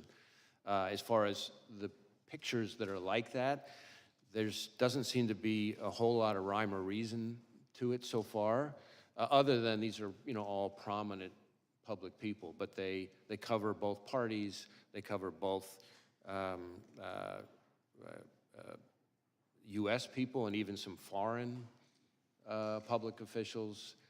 So that part doesn't appear to, that one repository of information doesn't appear to be overly indicative of motive, other than interest in public figures, but that could be just because he was reading news stories. So we're still trying to drill into that. That's why all of these outstanding legal process returns that we're waiting on for various accounts, platforms, et cetera, any one of them could be one that would have very indicative, very important information. If I could be permitted one very short additional question, Chairman. From that, any indication of any other particular target, that is someone who was not just sort of generically the subject of the searches you described, but for which there was more of an interest than others? There's the information I just described at the moment does not appear particularly indicative of targeting in its own right. But again, that dot, once we get other information, could connect in a way that might be more meaningful. But I'm sharing that piece of information with this committee and with the American public, but I think it's important that we put down a qualification. This does not appear to be some kind of target list or something like that. This is cached images from running searches of news stories. And again, there's nothing at the moment, there's no pattern from that particular piece of information that is overly remarkable so far. Thank you. Thank you, Chairman. Gentleman yields back. Gentleman from California is recognized. Mr. Director, you previously told us that you consider the situation on the southern border to be a massive security threat to our country. Is that still your assessment? I stand by my prior testimony, and in fact, just in the last month or so, we've done, conducted a significant series of arrests. I say we, our Joint Terrorism Task Force is working with ICE of a number of individuals with suspected international terrorism ties. And I have also been very vocal about the fact that and this is really since the last time I appeared before you, that we are increasingly concerned about the possibility, not just of a foreign terrorist-inspired attack, which is very much a concern, but even the potential for a coordinated foreign terrorist attack, perhaps like what we've seen against the concert hall in Russia, for example, but just here in the United States. Well, the 19 suicide bombers who overstayed visas were responsible for 3,000 American deaths on 9/11.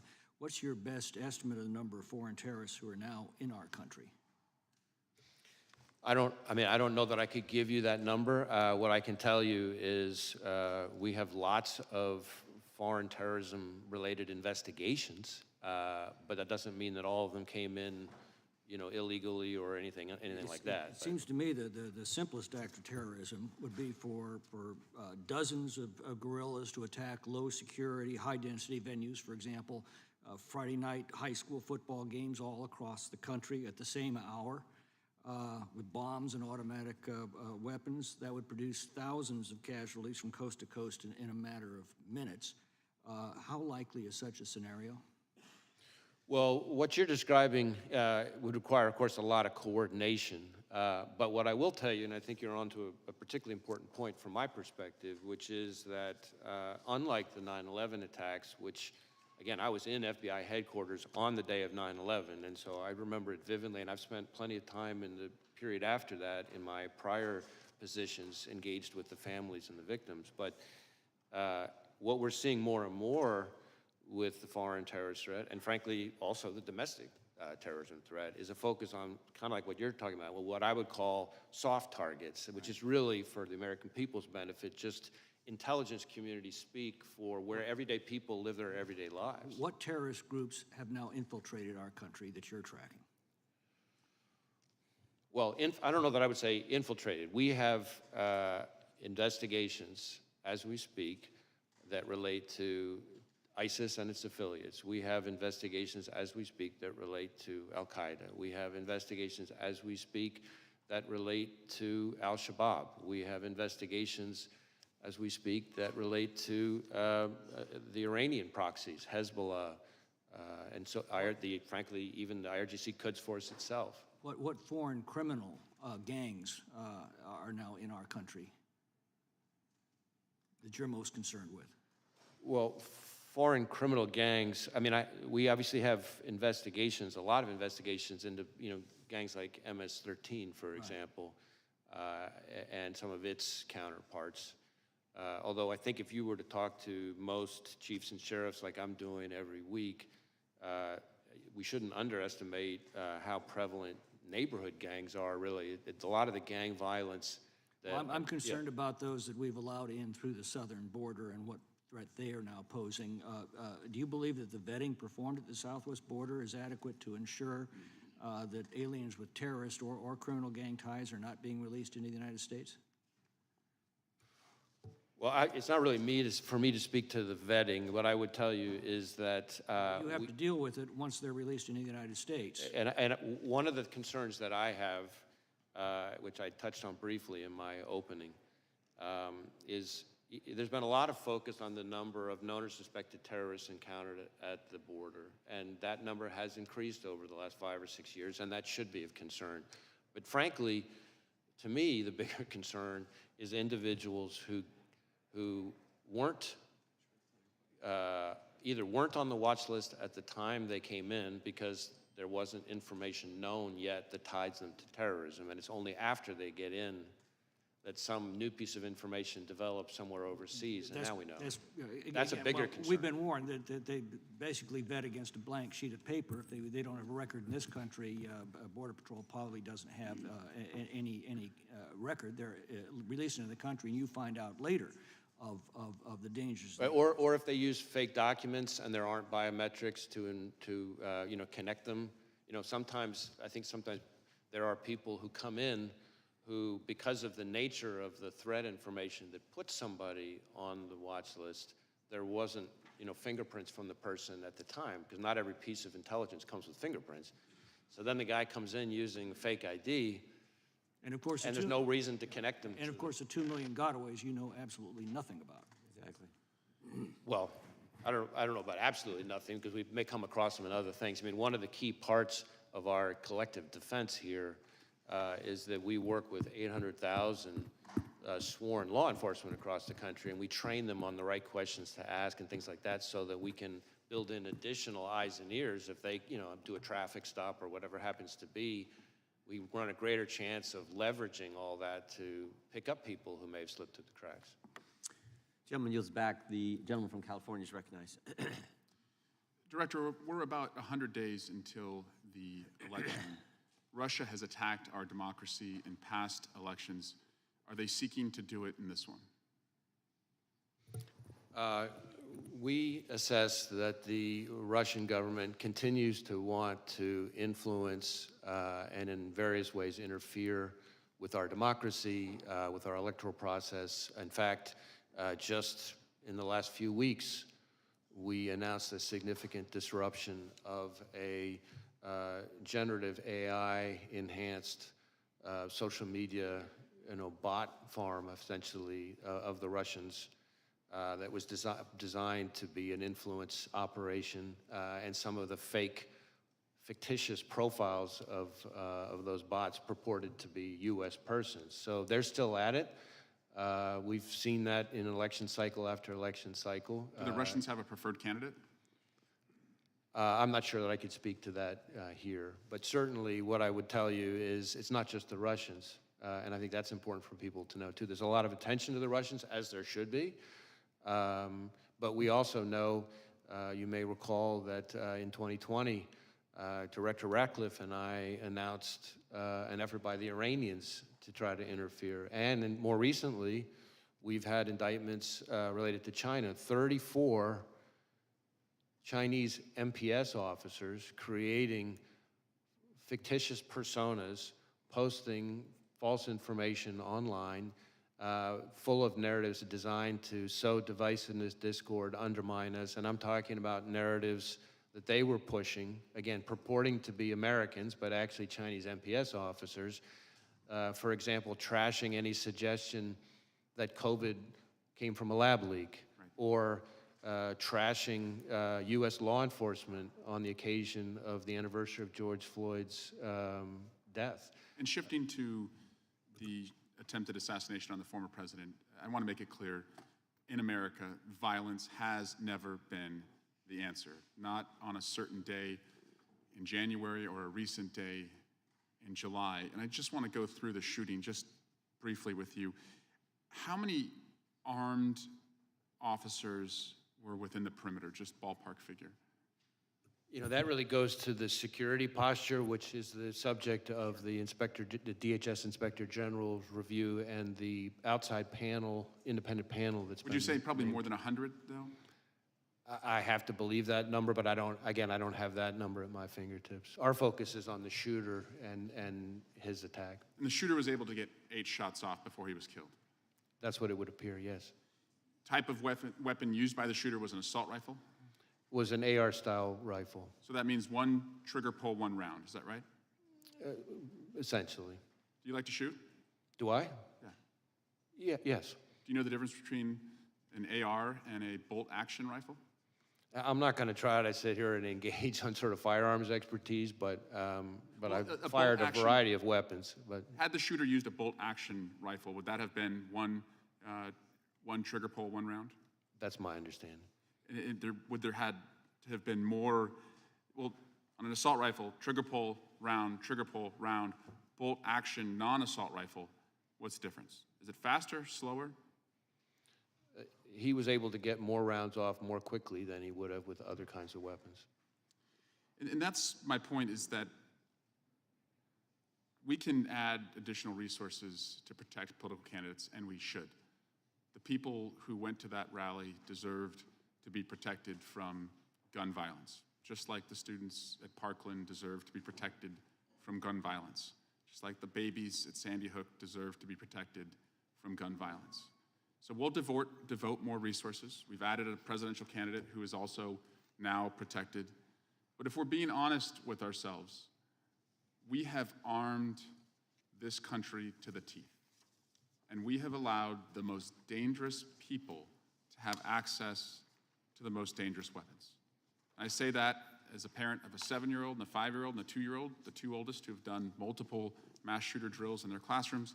I say that as a brother to 2 police officers who walk a very violent beat. And I say that as an elected official who believes that my colleagues deserve to be as safe as I deserve to be when we are at political rallies. And so we really need to step back and think, if we allow these weapons to be in our country, can we truly protect our elected officials, and can we truly protect, most importantly, our children and the next generation? I yield back.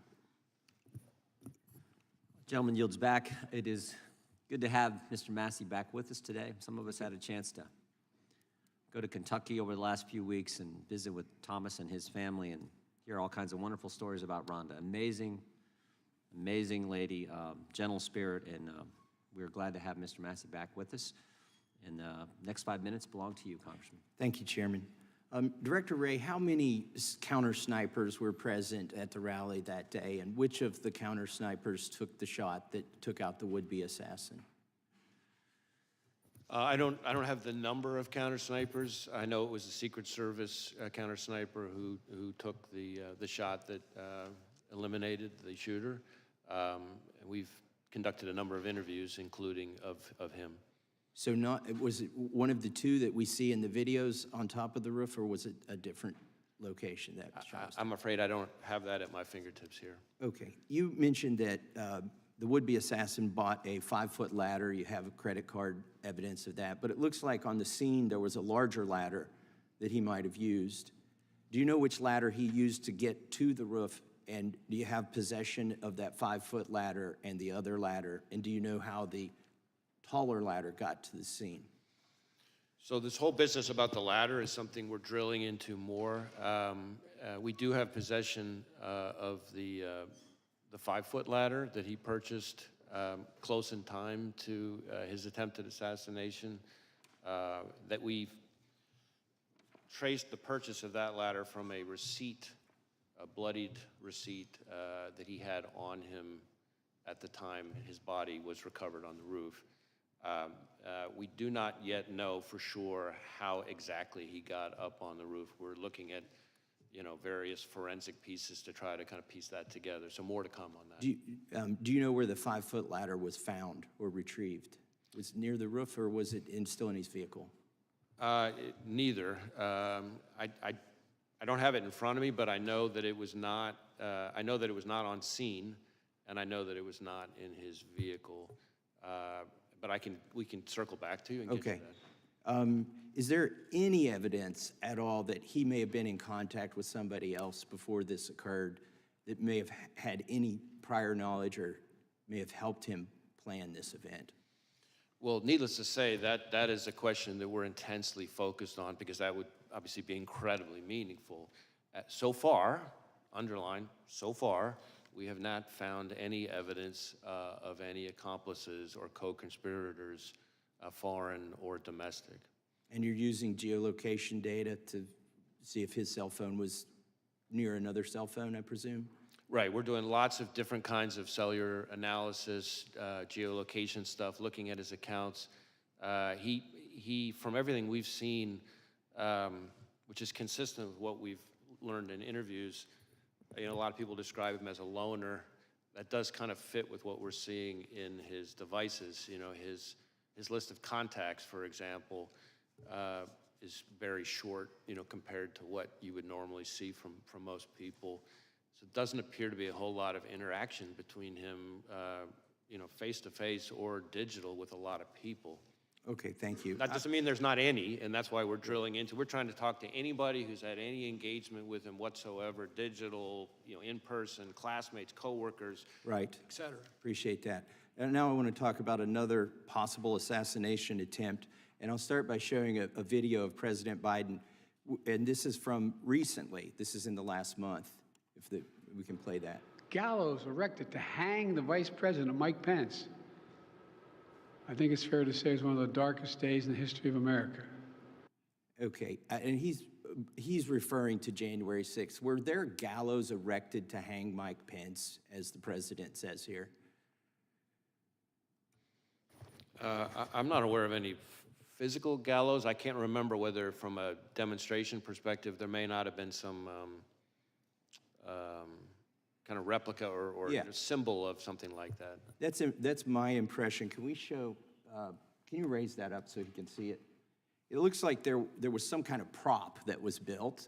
The construction doesn't look like it lends itself to actually hanging somebody. It's more of a prop, I think, as you suggested, that was erected on January 6th.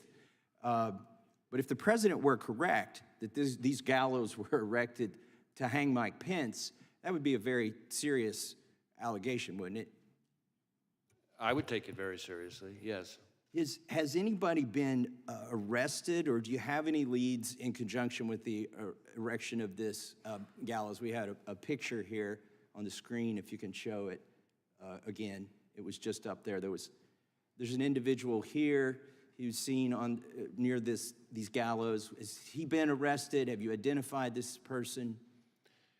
I don't know that I could speak to this specific person or the the gallows that are pictured on the image. You know, we have had, I think, 850 people who have pled guilty to federal crimes related to January 6th, and I think, you know, another 180, I think it is, convicted at trials.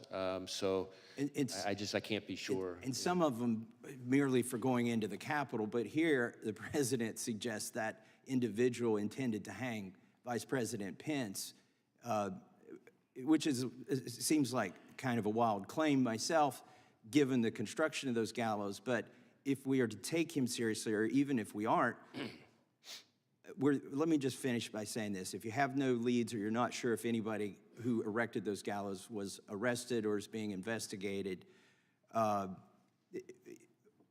you know, were there any confidential human sources involved from the FBI or any other agency in the erection of that prop, those gallows? I'm not aware of anything like that. All right, thank you, I yield back. Gentleman yields back. Gentlelady from Washington is recognized. Thank you, Mr. Chairman. Welcome, Director Wray. Political violence of any kind is dangerous, unlawful, and totally unacceptable. Just as we all watched and then unequivocally condemned the attempted assassination attempt on our former president, I wish that we could all come together to unequivocally condemn the act of political violence on January 6th, instead of defending props that were used, that were harmful, dangerous props of gallows, attempting to show what people wanted to do to Vice President Pence. Extremists attempted to subvert our democracy in the worst assault on the U.S. Capitol since the War of 1812. Many of us were trapped in the gallery that day. We feared we would not make it out. Insurrectionists were chasing down former Speaker Nancy Pelosi and then Vice President Mike Pence. And I myself have been the direct target of political violence when an armed man with a gun showed up at my door, threatened me and my family, and we actually ended up having to move our home. So I understand the increased tenor of political violence that is racking our country. It has been on the rise, fomented by violent and dehumanizing rhetoric from top public officials, including the former president and members of Congress, sadly, and bolstered by the proliferation of easily accessible guns, including assault-style weapons. All of this violence is unacceptable, and I wholeheartedly condemn it. I just hope we condemn all of the violence, not just one or two incidents. Mr. Wray, today I want to focus on the role of the FBI and the need for the Bureau to remain politically neutral and independent. The FBI cannot and should not be subject to the whims of any president. The majority apparently doesn't think that the FBI needs to be politically neutral and independent. They want an FBI subordinate to the president, not accountable to the American people. That is one part of a larger plan to undermine our democracy, to remove the checks and balances that have protected us, and ultimately to subvert our freedoms. That agenda, promulgated by the former president, his loyalists, and their MAGA allies, is called Project 2025. It is publicly available online. I encourage everyone who's watching this to Google it. It includes plans to undermine every part of our government, including the FBI.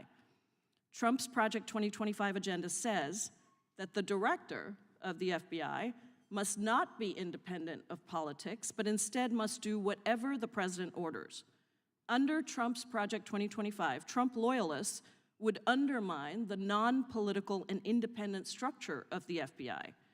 Project 2025 openly calls on the next conservative administration to support, quote, a vast expansion of the number of political appointees in every office across the DOJ, especially the FBI. And so, Mr. Wray, given your extensive experience as a law enforcement professional at DOJ across multiple Republican and Democratic administrations, why do you think it's important that the FBI maintain political independence from the president? I think the FBI is and needs to stay independent, and that means protecting the American people without fear or favor, upholding the Constitution and the rule of law, and it means following the facts wherever they lead, no matter who likes it. And I add that last part because the essence of independence and objectivity is not that an investigation is going to always yield the result you want. Our independence and objectivity can't only be respected when you like the outcome. That's the very essence of objectivity. Sometimes you're going to like the result, sometimes you're not going to like the result. And that applies to everyone, including us. Any number of times we're disappointed and frustrated by the results of our investigations.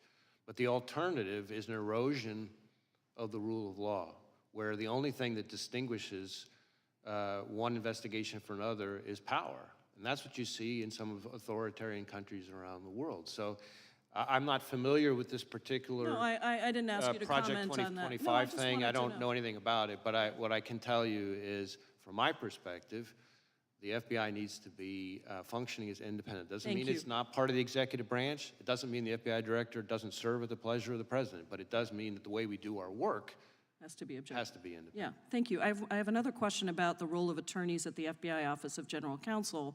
How do we protect that work? I'm sorry, could you repeat the question? The role, what role do the attorneys at the FBI Office of General Counsel play in ensuring that the Bureau respects the constitutional rights of American citizens? How do we protect that work?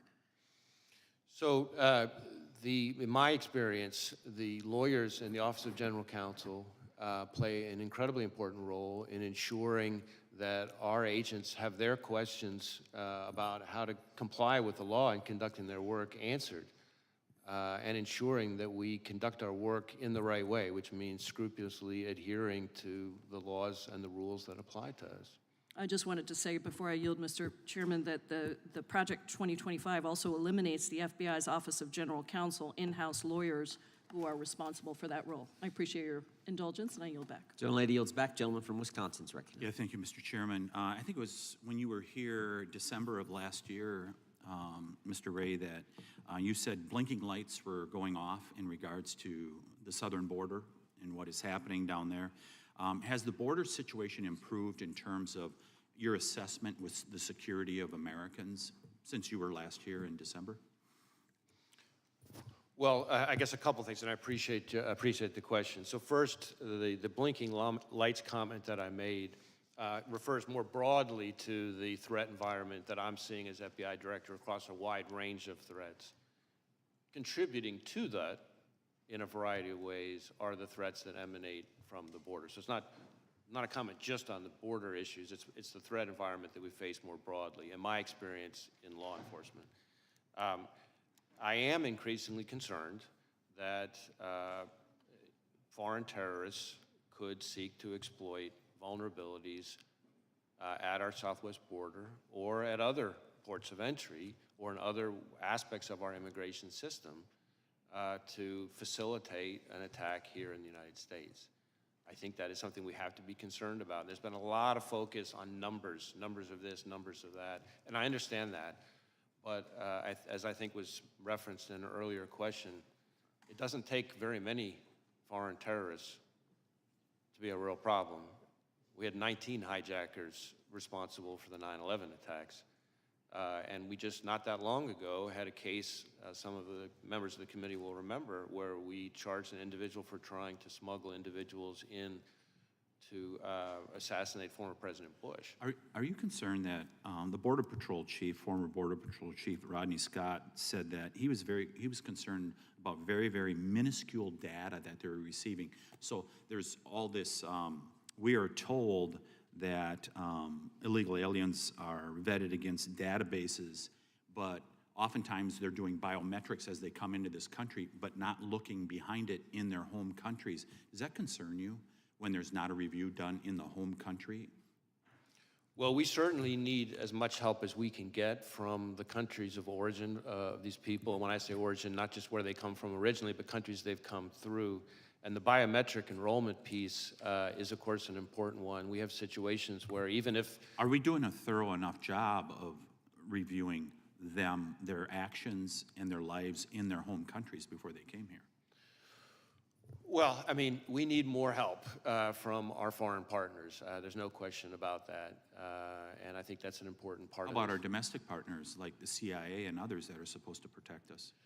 So there's been a lot of discussion, of course, over the last several years about the pivot to what's called the hard targets, right? The understandable focus, which I support, of of focusing on the threat posed by China and Russia and Iran. But with that comes, if you look at, for example, the withdrawal from Afghanistan, we start to lose sources of information about foreign terrorist threats from overseas, and that is a concern to me. Yeah, my time's running out. Has Vice President Harris met with you in regards to the border? Well, I've been in meetings that have included the Vice President that have in different ways touched on border Has she issues. specifically asked you for a meeting in regards to the threat that is at the border? You know, I'm not going to get into sort of specific meetings, but I can tell you that I've been in meetings that have included, among other people, the Vice President that touch on border security issues. Did she ask you questions about what you thought needed to be done in regards to reducing this threat to the American people? You know, I really can't get into specific conversations. Is support for President Trump a security concern within the FBI? I'm sorry, I couldn't hear it. Is support for President Trump a security concern amongst your employees? No. Is objection to the COVID-19 vaccine a security threat? Not from my perspective. Who improved what is termed the Trump questionnaire within the FBI that was done by SIIS? Dina Perkins, Jeffrey Ventry were behind it. Who was responsible for that? And did you know that there was a Trump questionnaire out there? So the document you're asking about is an interview outline that we only recently learned about, and in my view is completely inappropriate. I asked my team to get to the bottom of what happened and to ensure that it doesn't happen again, and I've learned that it's not an FBI form, that its use was isolated, that it was created not by an FBI employee, but by an outside contractor, and that individual is no longer affiliated with the FBI.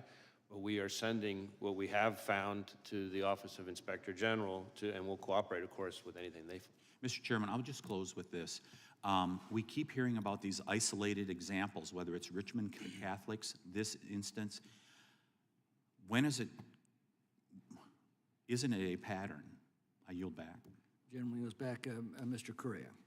Thank you, Mr. Chairman, and Director Wray, welcome again to this committee, and I want to thank you and your agents for the good job you're doing to protect Americans. Earlier this week, I was part of the group that went out to visit Butler, Pennsylvania Homeland Security members.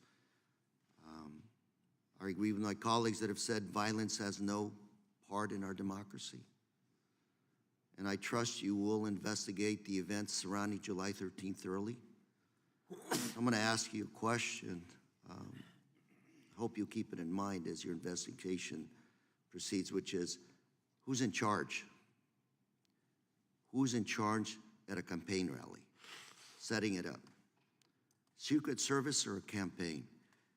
And I ask this question because when I was there, had a couple of law enforcement individuals alluding to that question as well. They gave me an example. They said, if a Secret Service says you need to set up a line of dump trucks behind the stage to serve, to protect the candidate, and the campaign says that's bad optics, who ends up winning the debate? So my question is, who's in charge? And as you investigate this crime scene, hope you ask the locally elected officials. I spoke to a county supervisor, local police and sheriff. They all had information they wanted us to know, to relay. We just didn't have the opportunity to sit down and talk to them. There was a lot of concern that they weren't given enough time to prepare for this rally. They thought there were things that could have been done better. And ultimately, what I keep thinking, what I keep coming back to is question, who's in charge at these rallies? I think it's an important one because we have an election right around the corner. Pennsylvania, Butler, these areas, battleground states around the country will continue to be areas where our candidates, both sides, will show up, and the threats will continue to be there. So I hope, Director Wray, that you'll keep that statement in mind as you continue to investigate this crime scene. Well, I appreciate the question. I will tell you that we've conducted well over 400 interviews, but we have many more still to conduct. And as is not unusual in an investigation, I'm sure there will be situations where we have to go back to people we've already interviewed with follow-up questions. And our interviews cover a wide range of people. I do think it's important to make sure that the committee and the American people understand the scope of our investigation versus the scope of others. Our investigation is focused on the shooter and his attack.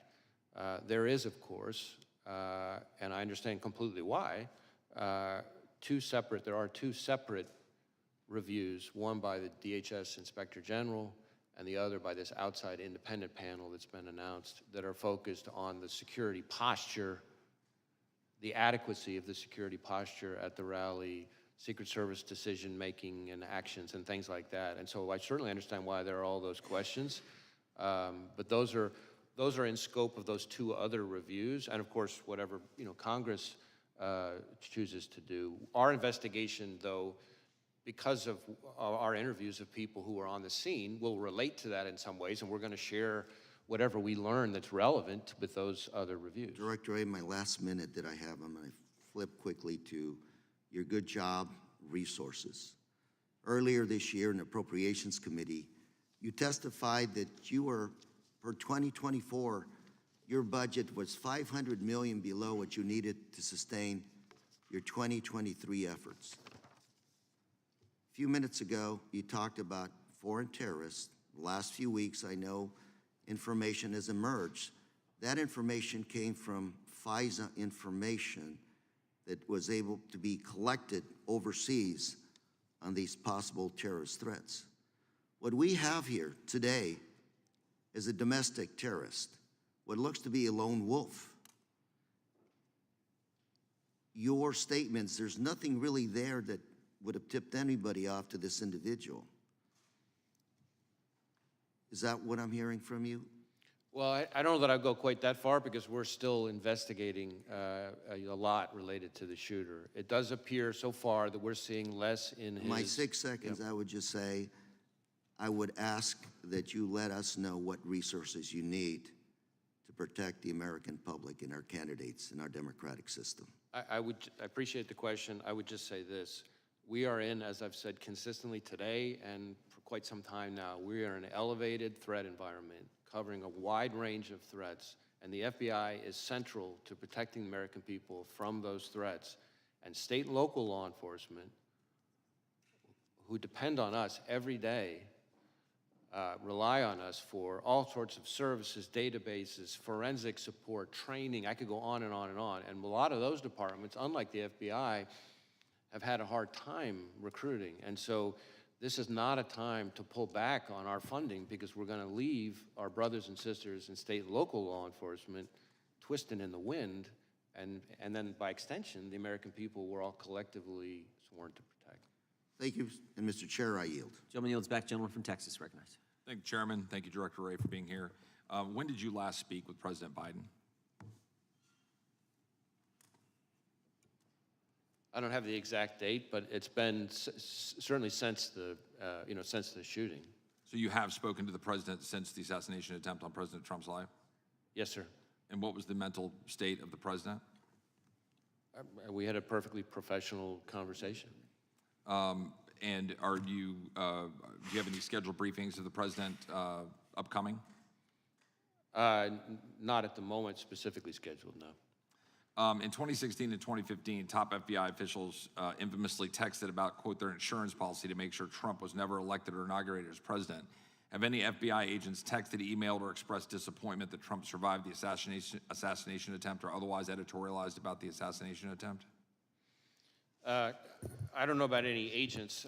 There have been at least 2 instances, I think, or 1 instance of an individual who posted something that I consider outrageous and totally inappropriate and unacceptable. And that individual has been referred to our inspection division, which is the arm, our sort of internal affairs investigatory arm that does the disciplinary process. Okay. Will you report back to this committee any other incidents? I'll do my best to share information with the committee. You testified earlier that the FBI maintains high standards irrespective of so-called diversity efforts. Is it true that in December of 2016, former Director Comey lowered the passing standards for Phase 1, allowing an influx of previously unqualified applicants to continue in the hiring process who normally would have been stopped back in December of 2016?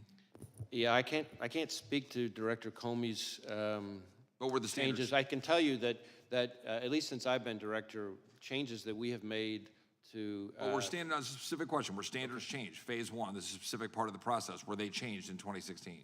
Well, I don't recall if they were changed in 2016. Obviously, I started, as your question presupposes, after that. What I can tell you is, since that time, we have made changes to various phases of the process, but none of them, this is important, none of them lowered the standards. In fact, if anything, they actually increased. Are you familiar with reporting that we have, and we've asked questions to you about this, I'm not sure the result of the questions, that to more, quote, easily accommodate a larger pool of available applicants, FBI special agent hiring standards have been relaxed and requirements measurably lowered. This according to a group of former agents who have testified about this and written a report and submitted it to Congress. In addition, specifically, minority, people with 20-year careers, one in particular, a minority who served for more than 20 years, wrote in this report and submitted it to Congress saying that these standards were in fact lowered, and that in fact, if you were hiring, you were moved off of hiring if you put quality above these kinds of DEI requirements. Do you reject this report? And do you have comments on this report? I haven't read. You're aware of the report? I'm aware of the report. I know that I've read every detail of it, but I can tell you that the claim that we have lowered our standards to be less selective and less competitive is not accurate. So do you believe these former agents are lying to Congress when they submit a report to Congress stipulating and suggesting otherwise? Or are you saying that they are lying? I'm saying they're mistaken. Okay, but they're affirmatively on the record. They're telling us and submitting a report to Congress saying that those facts are directly in contradicting what you're testifying here today. So I just want to be clear so we know we're saying that they are submitting evidence to our record to the contrary that you say is untruthful.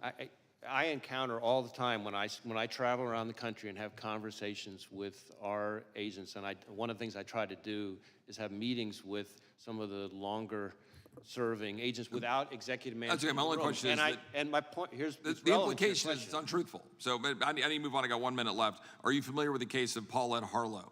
She's a 75-year-old elderly woman from Massachusetts with a debilitating medical condition. She was prosecuted for violating the FACE Act and sentenced to 2 years in prison. She has to go to Texas in 2 weeks. She was praying at an abortion clinic in Washington, D.C. The FBI interrogated and investigated her. Do you think it is appropriate for a 75-year-old woman who is praying at a clinic in D.C. to be put in prison for 2 years for that activity? Just a simple question. Do you think that's appropriate? I'm not familiar with the specific case.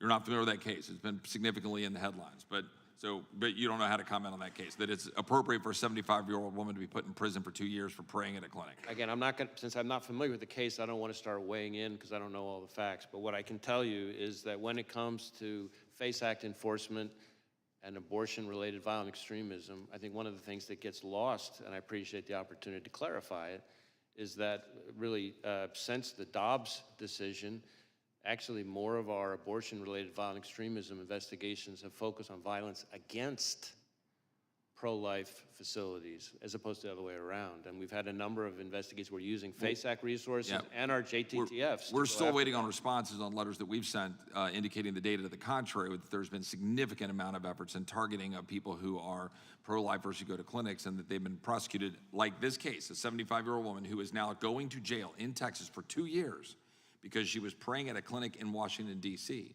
And we've submitted questions on that, and I'd appreciate a response on it. I yield back. Gentleman yields back. Gentlelady from Pennsylvania is recognized.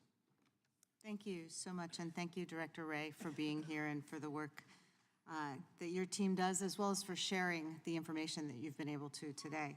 You just got a couple questions about that seem to imply that there was some problem with the FBI's diversity efforts, and certainly the 1950s version of the FBI was singularly Caucasian male agents, et cetera. Is the FBI a better force for having a diverse range of employees and agents? I think diversity makes us better, but like everything else, it has to be done the right way. I think we can have a more diverse workforce and do it without lowering our standards, and that's, in my view, what we've done. And you haven't lowered standards at the FBI. We have not. I repeatedly come across people who are confused about different parts of that, and I appreciate the opportunity to set that straight. Thank you. Yeah, I think we're all concerned here as we've seen the rollout of this Project 2025 that purports to try to eliminate any reference to diversity efforts across the entire federal government. So it is sort of a top-of-mind concern as it's threatening to become reality. So what I did want to talk about today is something some of my colleagues have mentioned, which is the normalization of threats and violence against public servants at all levels, whether it's election workers or school officials, elected officials and their families, judges, federal law enforcement agents, and others. To be clear, I think it's very clear that the majority of Americans wholeheartedly condemn any sort of political violence and understand that it's not legitimate discourse and that it has no place in our civic life. But words do matter, and they have consequences, particularly when uttered by people in positions of leadership. So that's why I remain very concerned by the willingness of some members of Congress to repeat disinformation and conspiracy theories that undermine trust in our public institutions, which serve all Americans. And when elected officials embrace overheated or fact-free rhetoric, it becomes dangerous. I have been heartened, as many national leaders have unequivocally condemned calls to violence, and I would urge all members of this body to do so and continue to do so, regardless of the party affiliation of the perpetrators or the targets of such threats. You and our other national security officials have repeatedly warned us that foreign actors are actively working to spread disinformation, to influence our elections and discredit our public institutions, and we shouldn't be aiding and abetting them. So to live in a country that we aspire to, where our most valued democratic processes like free and fair elections can be carried out unimpeded, and people can run for office, serve their communities, and exercise their right to vote without fear of violence, we've had some concerns about violence around our elections. In 2020, the endorsement and promulgation of falsehoods about the election results by the former president and his campaign led to threats and attacks against election officials and poll workers in Pennsylvania. And those falsehoods also wasted millions of taxpayer dollars on frivolous lawsuits and extraordinary security costs. So as we're again approaching November, we want to ensure that those who implement and defend our elections, our neighbors and our nonpartisan civil servants, can do that important work free from conspiracy theories and threats.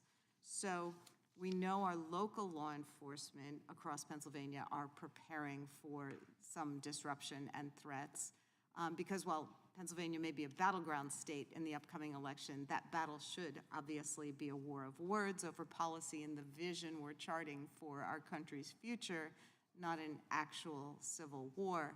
So how is the FBI working with state and local law enforcement to prevent and respond to election-related violence, particularly against election workers? So in a variety of ways, we're partnering with state and local law enforcement. Obviously, the physical security in the first instance, in most of the respects you're talking about, is in the ordinary course, the responsibility of state and local law enforcement. But we play an important role in a number of ways. So we share, threat bulletins, information like that about things to be on the lookout for, things we're seeing. If we ever have specific threat information, then we work to get it to the right people. We have election crime coordinators, which we've had for decades in all 56 field offices who have existing relationship with not just state and local law enforcement, but election officials, especially focus on security and threat-related issues. And then, of course, we're participating in the Election Threats Task Force that DOJ set up, which is focused on threats of violence or actual violence against election workers specifically. And we've had a number of arrests and even some convictions already on that. Okay. Thank you for your input. I yield back. Gentlelady yields back, Director. It's my intention to go approximately another half an hour. Then we will break for the Prime Minister of Israel's address to the Congress on the floor, give you a chance for lunch, and then resume after that. But we'll keep pushing through for the next half hour if we can. Gentlelady from Indiana is recognized. Thank you, Mr. Chairman. Thank you, Director Wray. I think you have a little bit better tone in conversation, so I appreciate it, and answer some questions, so I appreciate it. Hopefully you'll answer also on 2 letters that I sent you over a year ago, one related to Durham report, and the other one related to Russian-infiltrated SBU that collaborated with FBI, so hopefully we'll get these answers, and hopefully we'll start doing authorization. Don't you think doing authorization would help us to get better answers? Congress should be probably working authorizing a new agency. Don't you agree with that? We work very hard to try to get information to this committee and to other committees. But authorizing spending probably would be a good thing for us to do. Don't you agree? Oh, I'm sorry, authorizing what? Our spending, not just doing appropriating, but actually doing authorization of spending through this committee. Yes. Okay, thank you. We might start doing that. But we can talk about, and a lot of my colleagues on other side, AR-15 gets a lot of bad rap, like to bring it up, this issue. But really, there are a lot of hunting rifles that probably, maybe even more accurate than a lot of ARs. And don't you agree, we have like millions, right? Don't you agree, we have millions of rifles owned by law-abiding Americans. So do you think we should be taking them, millions of rifles from law-abiding Americans? What do you think about that? Would that be something feasible, and really we should be doing that? Well, again, I'm not going to be addressing anybody's specific legislative proposal. From our perspective, from the FBI's perspective, the concern is any dangerous weapon in the wrong hands. But all weapons in the are hands dangerous. of the wrong person. But all weapons are dangerous, right? I'm sorry? All weapons are dangerous. Knives are dangerous, Sure. Explosive are dangerous. There are a lot of weapons are by their very but are we going to be definition confiscating, hunting rifles and rifles for millions of Americans? Do you think it's even feasible to do something like that from law-abiding citizens? It's not something I'm advocating. Okay, well, thank you. I appreciate that. So we have to go back. That was a catastrophic failure of security. That's what's happened, recently with attempted assassination. Don't you agree with that? Well, I think former Director Sheila has already publicly acknowledged that it was, I think her words were, a significant operational failure. Yeah. Then we had, similar situation, a different, talking about bad optics. Speaker Pelosi at that time didn't want to have bad optics on January 6th, and we didn't have proper security here on January 6th. That was a catastrophic failure too. Are we looking at that? Any one conclusion was made from that? Have we made any adjustments?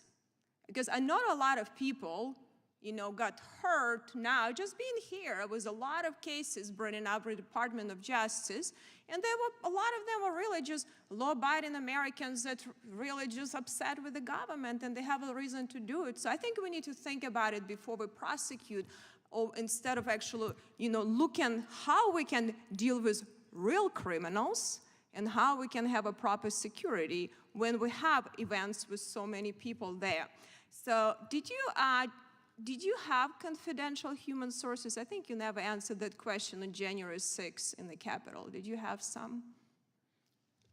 I'm sorry, what's the question? Confidential human sources. Did you have them on January 6th in the Capitol? Well, again, I'm never going to be getting into when and where we Okay, have are or have not used confidential human sources. But Are you willing to stand the record that you had no confidential human sources that went into Capitol on January 6th? as I've said consistently, I'm not going to get into where we have or have not used confidential human sources. I can tell you that if you are asking if the violence at the Capitol on January 6th was part of some operation orchestrated by FBI sources or agents, the answer is no. No, I didn't ask you that. I asked, so did you investigate any confidential human sources? Did you do any investigation and looking at that? So you're not answering if you had any or not. So if you had potentially, did you do anything you needed to make sure to investigate that none of your sources did anything wrong? If they did wrong, they were prosecuted the same way, like you're trying to prosecute a lot of people that really, even in Supreme Court ruled recently that some unconstitutional charges. Let me just add that there have now been, I think, 180 individuals who've gone to trial, in addition to the 850 who've pled guilty. Right, but I think the problem is you put these charges, a lot of people would plead guilty. But let me say just quickly, because I only have 10 seconds, really. So I hope you will take seriously what you're doing. You know, related to the border security is also a crisis. have your vice president was a lead-in on that. Has she initiated meetings with you to lead, like weekly or monthly meeting where she actually get briefings from you as a lead-in border czar that had that function? Have you had that? Have she initiated any meetings on a regular basis with you? Again, gentlelady's time has expired. The gentleman can respond. Right. On this issue of confidential human sources, number one, I will say there is a DOJ OIG review that's underway that I think addresses some of these kinds of topics, I believe, but I won't speak for the Inspector General. Second, as to this suggestion, which I've heard all too many times, that somehow January 6th was orchestrated by FBI agents or sources, I will note that in addition to my prior comments, that there have now been 850-ish individuals who've pled guilty, another 180 who've gone to trial. They've all had access to defense counsel, discovery, all the things the Constitution and the rules provide them. It's been in front of something like 15 different judges, I think dozens of juries, and not one has given credence to this notion. And in fact, I don't think any of them have even really seriously tried to raise it. So it's not just my word for it. Look what's happening in the cases. Thank you. The gentleman from Colorado is recognized for 5 minutes. Thank you, Mr. Chairman. Thank you, Director Wray, for being here, for your testimony today, for the work that you do each and every day, and that your frontline agents across the country do each and every day to protect Americans, to keep our country safe. Also grateful for the work that you're doing in investigating the horrific events of July 13th and the attempted assassination of former President Trump, which everyone must and has condemned. I would first just ask, do you believe that the FBI has the adequate resources to ultimately ensure that your agency gets to the bottom of it and fully investigates this terrible crime? Well, we are devoting massive amounts of resources to this specific investigation. We have easily several hundred FBI agents, analysts, and professional staff working on it. It involves over half of the FBI's 56 field offices, almost every headquarters division. We even have some of our overseas offices working on it. You might say, well, why is that? Well, because some of the companies that involve accounts or purchases or communications or what have you that the shooter used are foreign companies, so we have to get evidence from overseas from those companies. I've talked about our lab a little bit earlier today. We've got our Office of Technology Division working on the digital devices. We have our Behavioral Analysis Unit, our BAU, working on helping us build out a profile of the shooter. I could go on and on and on. So it's all hands on deck on this case, as I think is appropriate. Now, when you ask about our resources, I've been public about the fact that the fiscal year 24 budget put us $500 million below where we needed to be to sustain current operations. And on FY25, the current House mark would put us significantly further back behind that and would result in significant risks across every program and our support to state and local law enforcement. We arrested something like 50 violent criminals per day, every day, last year. The current mark would mean more violent criminals on the street, more neighborhoods at risk. We have about a 1,300% increase in our investigations related to China and its targeting of us. And I can assure you, China's not cutting its budget. This would mean more threats from China. We have something like 300 to 400 investigations just into cartel leadership. And about hardly a week goes by when some FBI field office isn't seizing enough fentanyl to wipe out an entire state. Those cuts means more fentanyl on the street, more people dying. So the people who suffer the most are state and local law enforcement and the American people we're sworn to protect. And so let me look just forward to working with Congress, but we really need to be smart about what we're doing, and I think that would be a step in the wrong direction given the threat environment that we face. And I couldn't agree with you more, Director Wray, and of course we've talked about this during previous hearings in which you've testified, and to be clear that I think the budget that House Republicans have proposed, which is about a $325 million cut to the FBI, would do precisely what you've described and have deleterious impacts for public safety across our country, and House Democrats are certainly working to prevent those cuts from taking place. You've talked at great length about the events of July 13. There's justifiably a lot of public interest in the investigation, which we understand is ongoing. Wonder if if there's anything that you'd like to disclose or provide to the committee or to the public that perhaps has not yet been gleaned during the course of this hearing, and just give you an opportunity, because there's a lot of folks related to the investigation. Yeah. One thing I can give an update on, which is pretty fresh here. We had some conversations with some of the members about the access to the roof and the ladder and so forth. And our evidence response teams and their forensic collection, we now believe that the subject climbed onto the roof using some mechanical equipment on the ground and vertical piping on the side of the AGR building. In other words, we do not believe he used a ladder to get up there. One question, if the chairman might indulge me with just a few extra seconds. There's an article recently regarding several former Trump administration national security officials who had received a duty to warn briefing from the FBI regarding the potential threat from Iran. And I think there is this article made clear deep concern that these individuals have, justifiably so, about the threat level, and particularly given the events of the last several months, and the need for there to be an increased security posture and security personnel for former officials who may very well still be at risk. And I don't know if you're familiar with that article. I'm trying not to use names here, but I think would perhaps follow up with your agency and with the Department of Justice more broadly to ensure that any individuals who are potentially facing a threat from Iran or another hostile actor in a foreign nation have the resources they need to have the security available to them. So again, without reference to any specific individual, I want to be very clear about this because I've tried to be vocal on this, but it sometimes doesn't get noticed as much, which is that in my view, the Iranian government has been extremely aggressive and brazen. We have seen in the last few years an attempt, I'm speaking just from public information now, an attempt to assassinate a former U.S. National Security Advisor on U.S. soil. We have seen an attempt first to kidnap and then to try to murder an American dissident / journalist who was a critic of the Iranian regime, right smack in the middle of New York City. We have seen a cyber attack against a children's hospital in New England that ties back to Iran. We have seen, as I've testified before, as Director Ratcliffe and I announced, an effort by the Iranians to target the 2020 presidential election. And that's all before you even get to the fact that the Iranian government is the leading state sponsor of terrorism. So if that's not enough to convince people that Iran is a threat, I don't know what is.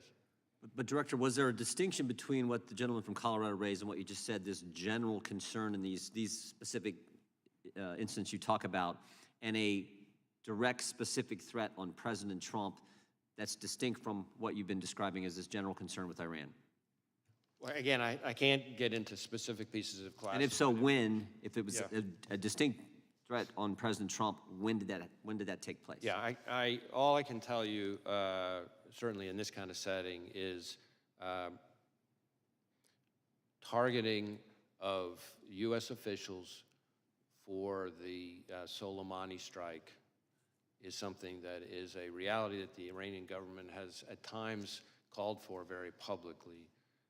And whenever there is reporting, let me try to answer your question this way. Whenever there is reporting about any of those protectees, we share the information in a variety of ways, working with the intelligence community, working with whoever is the protective service with responsibility for that individual, and we do it in a timely way using the duty to warn process that was just referred to. And to my knowledge, everything along those lines that's relevant was shared in a timely way with the relevant people. Thank you. The gentleman from Wisconsin is recognized. Director Wray, thanks for being here.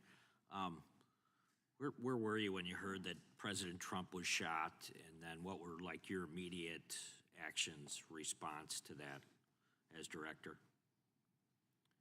I was about to have dinner with family. and I was horrified and angry. I'm just thinking, the reason I asked the question is because I'm still trying to figure out kind of lanes, what the FBI would respond to and what the Secret Service has the responsibility to respond to. Can you just kind of cover that again? Sure. So the FBI is not responsible for, has never really been part of our mandate or mission for the physical security of venues, of specific protectees or anything like that. That's, if it's somebody within Secret Service's scope, that's their mandate and mission. We are a law enforcement and intelligence agency, and so if you think about it this way, we're the Federal Bureau of Investigation. We're not the Federal Bureau of Security. You might say, well, what's the difference? Well, there is a difference.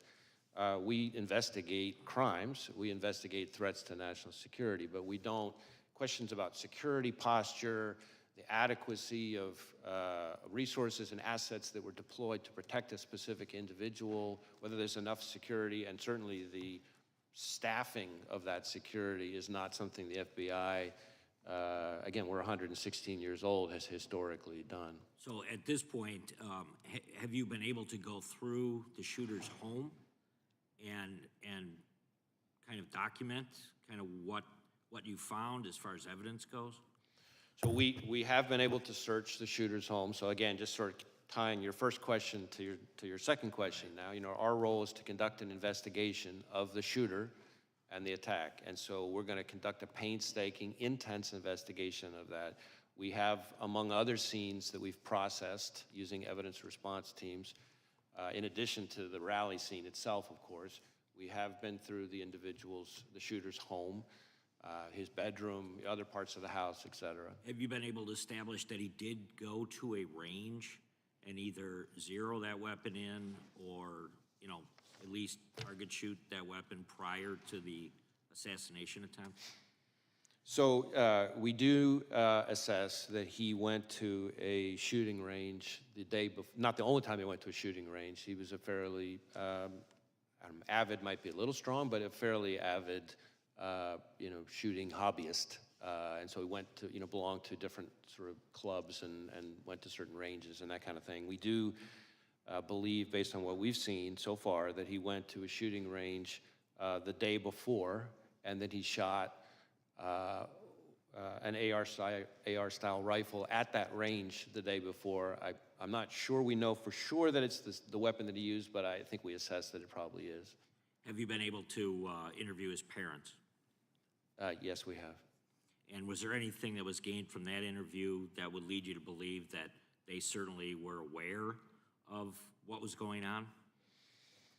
I guess I want to be careful about talking about specific people's interviews, but I would say that his parents were cooperative with us, and as I've said before, and hopefully this gets at your question, we have not identified any accomplices, co-conspirators, or anything along those lines. So it's the FBI's position right now that he still acted independently. Again, we're still, I know it seems like a lifetime since July 13th, but we're still early stages, but we have not seen anything so far that would suggest to us that he acted with others. How does the FBI view not just a Trump rally, but political rallies versus other types of events, from a security perspective, compared to a college football game or any mass, large crowd type gathering? Because I think one of the things that's most difficult to really to swallow at this point is that the idea that these Trump rallies have been happening for years and that there could be such a lax approach to the physical security of those fairgrounds that day. And I'm wondering, where does this fall? And then on top of that there were other presidential candidates out there that didn't have full Secret Service protection. RFK Jr. has been the most vocal about it. I was wondering if you could comment on the facilities as well as providing security for presidential candidates. Well, again, I want to be a little bit careful to stay in my lane because, again, security posture and the adequacy of the security posture is really the core expertise and responsibility of agencies like the Secret Service. But certainly it is, I think, fair to say that outdoor events, whether they're political rallies or, as you say, you know, a college football game in an open stadium, a concert, these are places that are often, you know, particularly challenging to secure adequately because the range of threats that can face them are higher. In addition to that, as has been discussed a little bit here already in today's hearing, just threats to public officials, including politicians, is an increasingly pervasive part of today's landscape, and so that adds to the challenge. So you're talking about the combination of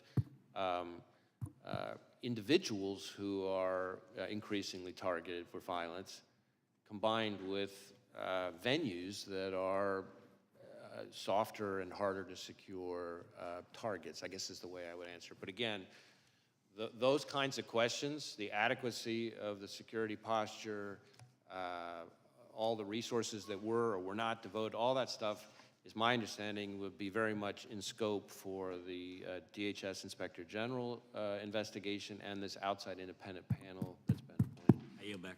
Gentleman yields back. Director, I think we're going to be able to get two more members' times of question, then we have to get to the floor for the Prime Minister. Gentlelady from Georgia is recognized. Thank you, Chair Johnson, and thank you so much, Director Wray, for your transparency and your testimony today. First, I want to say my friend, my mentor, Congresswoman Sheila Jackson Lee, was known by many as the voice of reason here in Congress, and she was my friend before I even came to Congress. And in my freshman year, she kind of took me under her wing and she kind of showed me the ropes. And she was a force to be reckoned with. And I can say that she will never, ever be replaced. And she was a trailblazer, and I know that she will sorely be missed here in Congress. Director Wray, I only have one question for you today, but before we get to that point, I'd just like to reiterate today that political violence is never acceptable.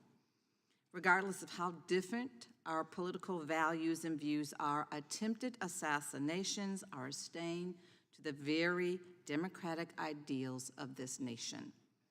We have endured riots on Capitol Hill on January 6th, where a literal noose was erected on Capitol grounds, intended for then Vice President Pence and Speaker Emeritus Nancy Pelosi. Political violence against election workers, that has been expressed today. An attack on Paul Pelosi, Nancy Pelosi's husband. Threats against the FBI agents, as you have expressed, and prosecutors, and threats to the staff who serve the public every single day. Congressman Connolly's staff was targeted and attacked last year. And now we have the attempted assassination of a former president of the United States. All of this within just the last 3 years. This violence simply needs to end. The assassination attempt on Donald Trump was, by the grace of God, a failure. The weapon the 20-year-old man was able to obtain, an AR-15, generally has a shooting range up to 600 yards and shot Mr. Trump from almost 150 yards away. This weapon has the ability to kill multiple people in seconds. And sadly, Corey Compatour lost his life because of this man and because of this gun. Mr. Compatour's family will never be the same. Trust me, I understand that more than anyone else in this room. Is the near loss of a former president enough for this Congress to finally take action? Because there are 206 of us that are already standing in the wings, ready to take immediate action to ban assault weapons today. We need only 12 more of our colleagues to join us in courage and move the legislation to save lives of so many of the people that we are elected to serve by removing assault weapons from the hands of people who simply should not have them in their possession. We are crippling our democracy, and we are ripping apart our fellow Americans until we do. I ask today because it is clearly it wasn't enough to take action when the lethality of assault weapons, we lost 26 and 7-year-olds and 6 teachers in 2012, when I also lost my son to gun violence, or 14 teenagers and 3 more teachers in 2018, nor was it enough when we lost 19 more children and 2 more teachers in 2022. Well, is it enough now? Now that a former president, the very president that many of you in this room are hoping will be reelected, almost lost his life because this Congress has failed to reinstate an assault weapons ban. A ban that, by the way, Republicans joined with Democrats the past 30 years ago. Well, fine. If y'all don't like assault weapons ban, we can bring another bill that I have introduced to a vote, the Go Safe Act. This bill focuses on the components of the semi-automatic firearms and regulates their infrastructure, sale, and transfer. This, again, is not the time for thoughts and prayers. This is a time for action. Director Wray, just one question I have for you. Would you rather have your officers protected or protect someone against an assault weapon being shot from 147 yards away, or a standard pistol with no accessories attached? Well, again, I'm going to refrain from appearing to comment on specific legislative proposals, but I can tell you that we have certainly concerned about the danger to law enforcement from any kind of high-powered weapon in the wrong hands. And it hits close to home for us because just not that long ago, 2 great agents, Laura Schwarzenberger and Dan Alphen, down in Miami, executing a search in a crimes against children case, were shot and killed by a subject with an automatic weapon. So again, dangerous weapons in the wrong hands is something that, of course, from a law enforcement perspective concerns us, but I'm not going to wade into the legislative process. Well, thank you for that answer. I'd rather give our agents a fighting chance, and I yield back. Gentlelady yields back. Gentleman from Oregon is recognized. Thank you, Mr. Chair, and thank you, Director Wray, for being here today. So we spend $3 billion a year, excuse me, on the Secret Service, $3 billion. And it would seem that we could and should have had a better job done a few weeks ago on the 13th than what we saw. Will you have anything to say about correcting what are the obvious deficiencies in what the Secret Service did? Well, for the most part, the deficiencies or adequacy or inadequacy of Secret Service's performance, decision-making, resources, all that stuff is in the purview of those 2 other investigations, that is the DHS Inspector General and the outside independent panel that's been announced.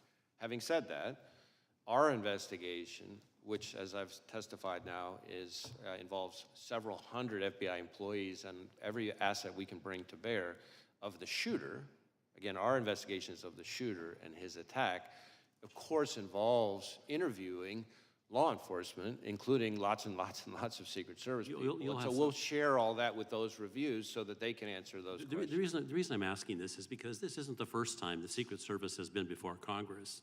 There was a 435-page report issued in 2015 by Congress saying, fix yourself. They didn't. In fact, there was a follow-up in 2019 where they had only done a few of the, I think it was 18 or 19 different specific things they were supposed to do. They'd done some, but certainly not all. There was another follow-up in 2022, and again, the Secret Service had not done what Congress had asked.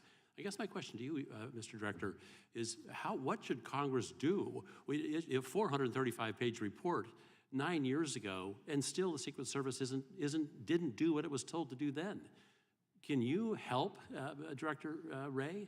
Because this type of performance is not acceptable.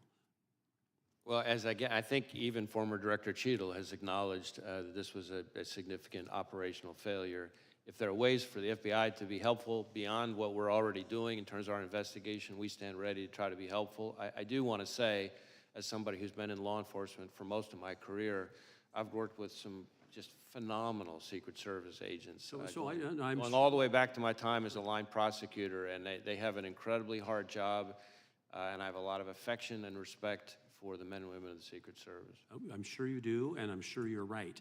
But the trouble is, when Congress says you need to do these 19 things and they don't, something needs to change. Now, the director has resigned, but you're going to be in a position, because your agency is doing such a careful review, to say a lot about what should have been done.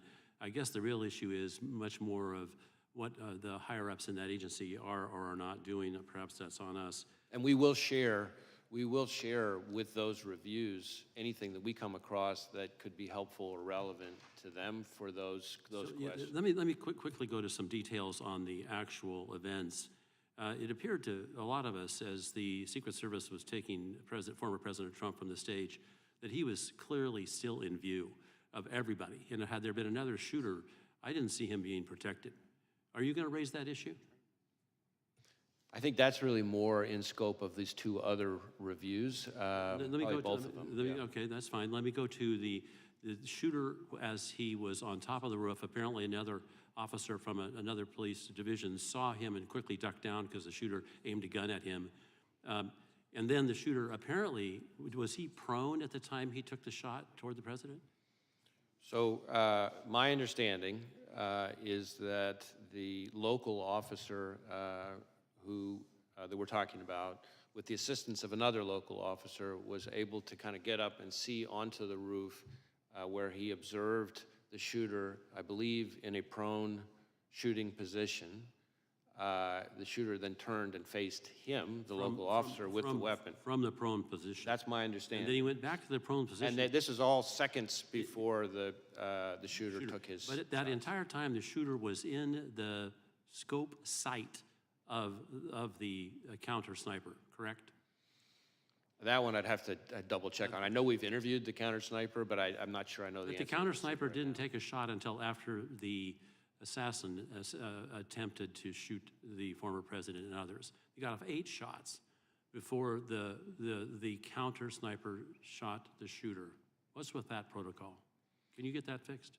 Well, I really want to be careful not to be, given the scope of our investigation, somehow second-guessing the very difficult act and decision it takes for a counter sniper to kill another human being in that situation. It's all happening in seconds. So 8 shots. Yeah. And that was after he'd been seen for 20 minutes. I yield back. Thank you.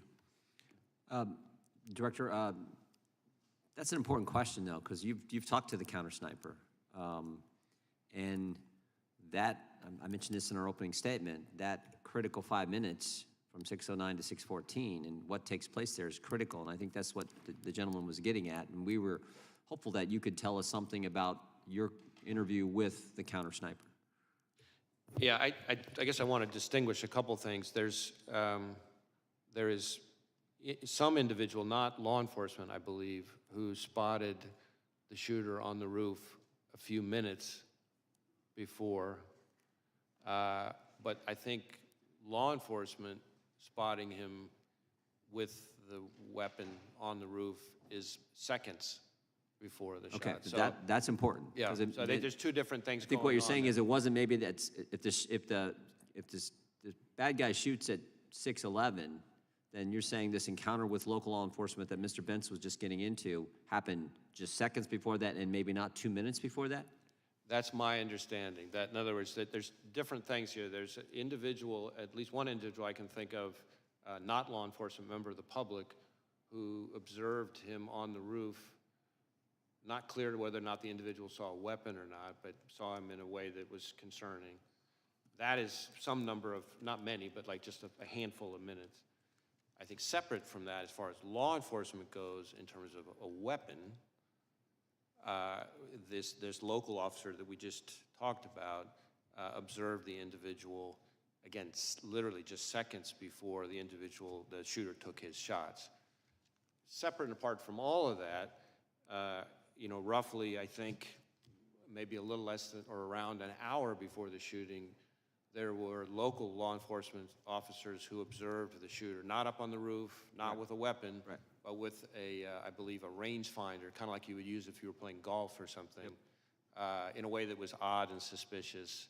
So that started happening with local law enforcement beforehand. But in terms of shooter, meaning with the weapon, law enforcement, my understanding is that the first time that happened was this local officer climbing up on the roof seconds before the Again, shooting. we want that timeline. I think the committee wants that timeline and communications that were taking place in that short period of time. Again, as I've said with everything else, I really want to be careful. I'm leaning in, trying to share as much as I can here. Facts are evolving, things may change, but we are working on a timeline, among other things. Committee will stand in recess until after the Prime Minister's remarks conclude.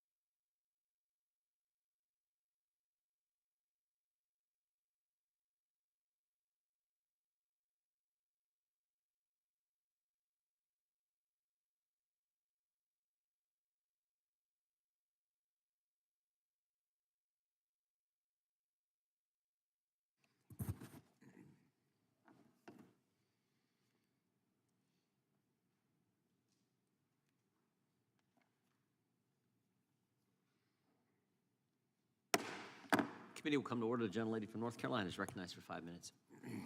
Thank you, Mr. Chairman, and thank you so much, Director Wray, for being with us yet again. As you know, we've seen a disturbing rise in domestic terrorism and far-right extremism across the United States, and we've heard from you several times about this.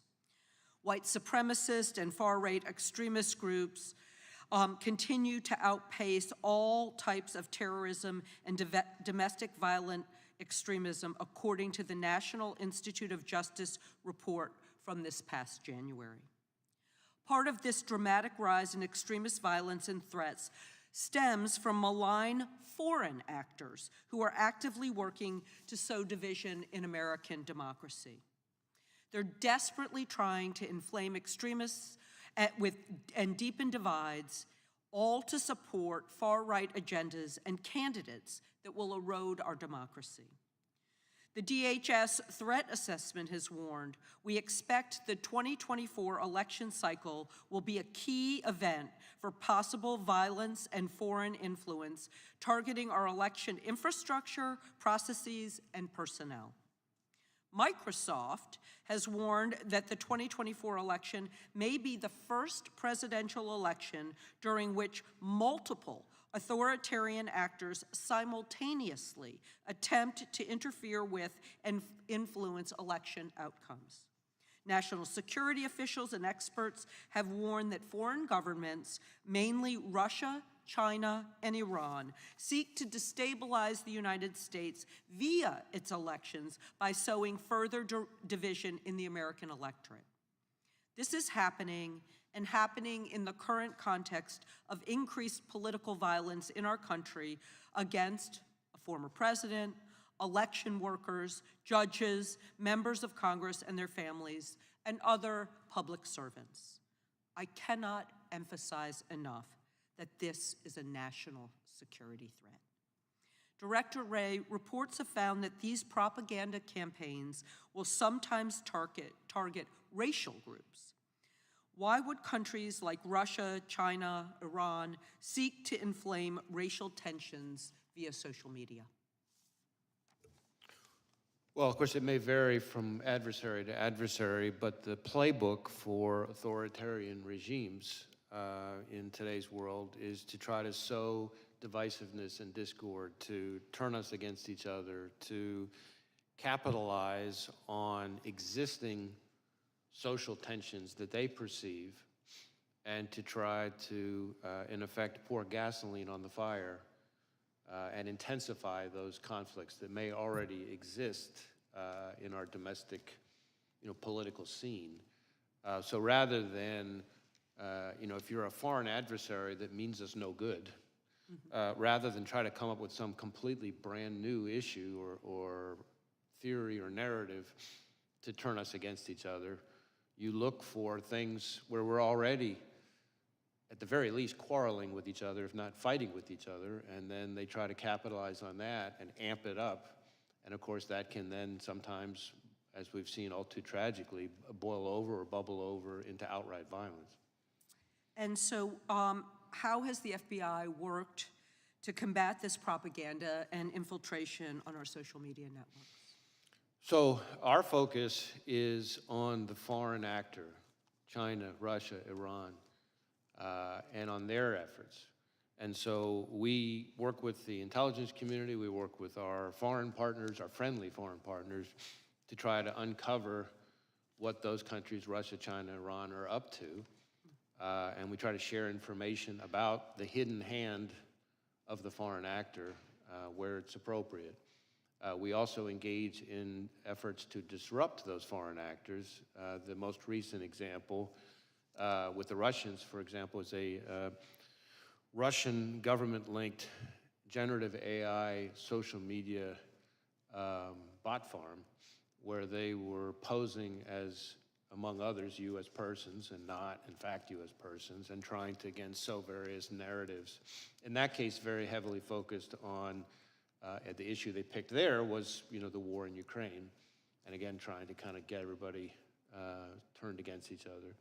We've also seen that, though, from China and Iran. I mentioned China before, We've had a case where we charged, I think it was 34 Chinese Ministry of Public Security, MPS officers, for much the same kind of behavior, creating false personas, pretending to be Americans, and then trying to kind of sow narratives. In that case, in the Chinese case, their narratives were trying to, for example, undermine any suggestion that COVID was the product of a lab leak, or attacking U.S. law enforcement at the anniversary of George Floyd's death, for example. And then Iran, in 2020, we saw them undertake similar kinds of efforts that were disrupted in the I think October of 2020. Thank you, and I yield back. Gentleman yields back. Gentleman from Virginia is recognized for 5 minutes. Director Wray, thank you for being here, and thank you for the information that you've provided today. I greatly appreciate it. This event that occurred, the attempted assassination of President Trump on July 13th in Butler, Pennsylvania, was a level 5 alarm alert to this country that our elected officials, our leaders, the president, the former president, are not safe, and we need to reevaluate from the ground up exactly how we are to go about providing that protection. The information you provided dealing with 8 cartridges from the roof, the drone, the fact that 2 explosive devices were found in the car, 1 at home, that was a remote detonation device that he had on him, the fact that his phone was using encrypted platforms. He only had 1 phone, correct? Oh, sorry. He had 1 phone, although we've identified other phones that he may have used that may not have been his phone. So, for example, we think in certain instances he might have used his dad's phone. Again, not necessarily related to the attack, but we're trying to make sure that we process and exploit every device he could have used. And we keep, which is part of why I keep making this point, which I know you all are probably tired of me making about this being an ongoing investigation, because we keep identifying new pieces of equipment, new accounts, what have you. And the fact that you are in real time informing us about what you're finding as you're performing this investigation is very helpful, and clarifying the fact that he went to the range a day before and shot an AR. Now, my understanding is that the AR he used on the 13th was his father's. Is that correct?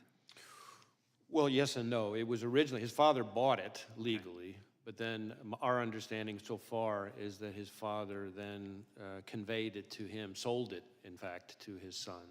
So originally his father's, at the time of the shooting, the shooter's. That's, okay, so that's new information. Was that provided to you by the father? I think it was partly from that. I think we also saw some documentation to support it. Okay. Investigators also have said that the shooter posted, quote, "July 13th will be my premiere. Watch it as it unfolds," on an online gaming platform sometime before he tried to assassinate President Trump. Can you confirm that, and how much time elapsed between this posting and the attempt on July 13th? So I'm really glad you asked about that, because that is a situation where, again, in our effort to give real-time information, since we've provided that information, we have since learned that July 13th premiere, profile page on the gaming platform, it turns out it was not the shooter. Okay. That it was some other individual as part of some sick joke who, after the shooting, created a profile page pretending to be the shooter. Wow. And so, of course, that person is now admitted to it, and but anyway, my point being, among the other challenges that we as investigators have, you have people who create accounts in today's world, create accounts pretending to be somebody that they're, and it's not the actual person. Now the So shooter, that's troubling, obviously, and it makes our jobs even harder as investigators. thank you for clarifying that. Did he have an online gaming account? We do believe he was a gamer, and that he had different kinds of gaming accounts. So that's part of why Any information gleaned from those? Not yet, but again, some of those legal process returns I'm still waiting on. Now, during the attempted assassination, Crooks was wearing a T-shirt from a popular YouTube channel. Have you been able to access his selection of YouTube videos that he's watched? I believe we have seen some of his search history, but I think we've got a ways to go on that. I know there's some manual work that we're doing on that. I think the most notable thing that we've found recently, which I don't think has been shared until today, is that on a laptop that the investigation ties to him, that on July 6th, it revealed a Google search, and his search, if it was him, again, it's a laptop tied to him. We obviously believe it's him, but we'll continue to investigate. But his Google search was, how far away was Oswald from Kennedy? Right. And horrifying. Yes, absolutely. Can you clarify that you have in your possession all of the video that was taken on that day at the scene? We've collected mountains of video. Part of the reason you commit to providing us with that video? Well, we're going to work with the committee and share information as best we can. Part of the reason I hedged on whether we have it all is, as you can appreciate in today's world, everybody with a phone has the ability to take footage, and so we're finding things kind of left and right. Do you have all the law enforcement video? I believe we have all the law enforcement video, but we're still collecting evidence. Okay. And I hope you would provide that to us and to the American people. Thank you. I yield back. Gentleman yields back. Director, just to be clear, the photo and the message on the online gaming account, I think your testimony was to Mr. Klein that was somebody else posing as the shooter. Is that right? Correct. Somebody after July 13th created this profile, pretending to be the shooter, and sent us down a rabbit trail, which we've now tied off. That's important information. The gentlelady from Pennsylvania is recognized. I thank you, Mr. Chairman. Thank you, Director Wray, for being here. And I want to add my voice to the chorus of folks who are just devastated by the illness and passing of Sheila Jackson Lee. What a champion. What a role model. I always called her the hardest working member of Congress. She was everywhere on every issue. She'll be greatly missed. Director Wray, I thank you for what you said earlier, which is leaning in. This is such an extraordinary set of events. The attempted assassination of Donald Trump, the stealing of the life of a father, a firefighter, somebody who protected lives, Corey Comparator, serious injuries to 2 others. So I thank you because you are trying to give us what you can without jeopardizing the investigation, and I think that's very helpful. Did the shooter also investigate other high-profile folks? We had heard some reporting around that early on. Well, you say investigate other folks. I think this is a place where we still have a lot more work to do. Part of what we did find was a bunch of cached images of a variety of public figures. But again, cached images are those images that you get when you pull up a news story from any number of news sites. If there are photographs in the article, those images are automatically put into the cache on your computer. So it doesn't necessarily mean that you were searching for that person's image. We do have the fact that starting around, at the least around the period early July, so the search that I just mentioned related to Oswald and Kennedy, that's about July 6th, which is the same day we believe that he registered for the rally. And the day before, he traveled to the grounds for the first time. And so I think there is a certain amount of searches related to former President Trump that during that period we're seeing, consistent with some kind of planning or reconnaissance, if you want to call it that, in advance of the rally. But that's sort of confined to that, or concentrated, maybe is a better word, in that July period, after the announcement of the rally and before the shooting. Can you speak to the conveyance of the gun? So this is a 20-year-old young man. His father owned the gun originally, AR-15, am I correct? AR style, yeah, AR style. 20-year-old man. When did the father sell the gun to him? And what documents do you have? How much money transpired? What date was it? Yeah, I do know that, I know, we believe, based on what we've seen, that his father after purchasing the gun legally, sold the gun to his son. I don't know that I have the date of that transfer or the amount of the transfer, although we may be able to get that to you as a file. I just don't have it in front of me. Do you know when the father bought it? We know, I don't, as I'm sitting here testifying in front of you, I don't have that in front of me, so I don't have it at my I'm fingertips. just wondering if it's proximate to this event. I do not believe that the gun was purchased, that is the gun that was used. I do not believe it was purchased particularly close in time to the shooting.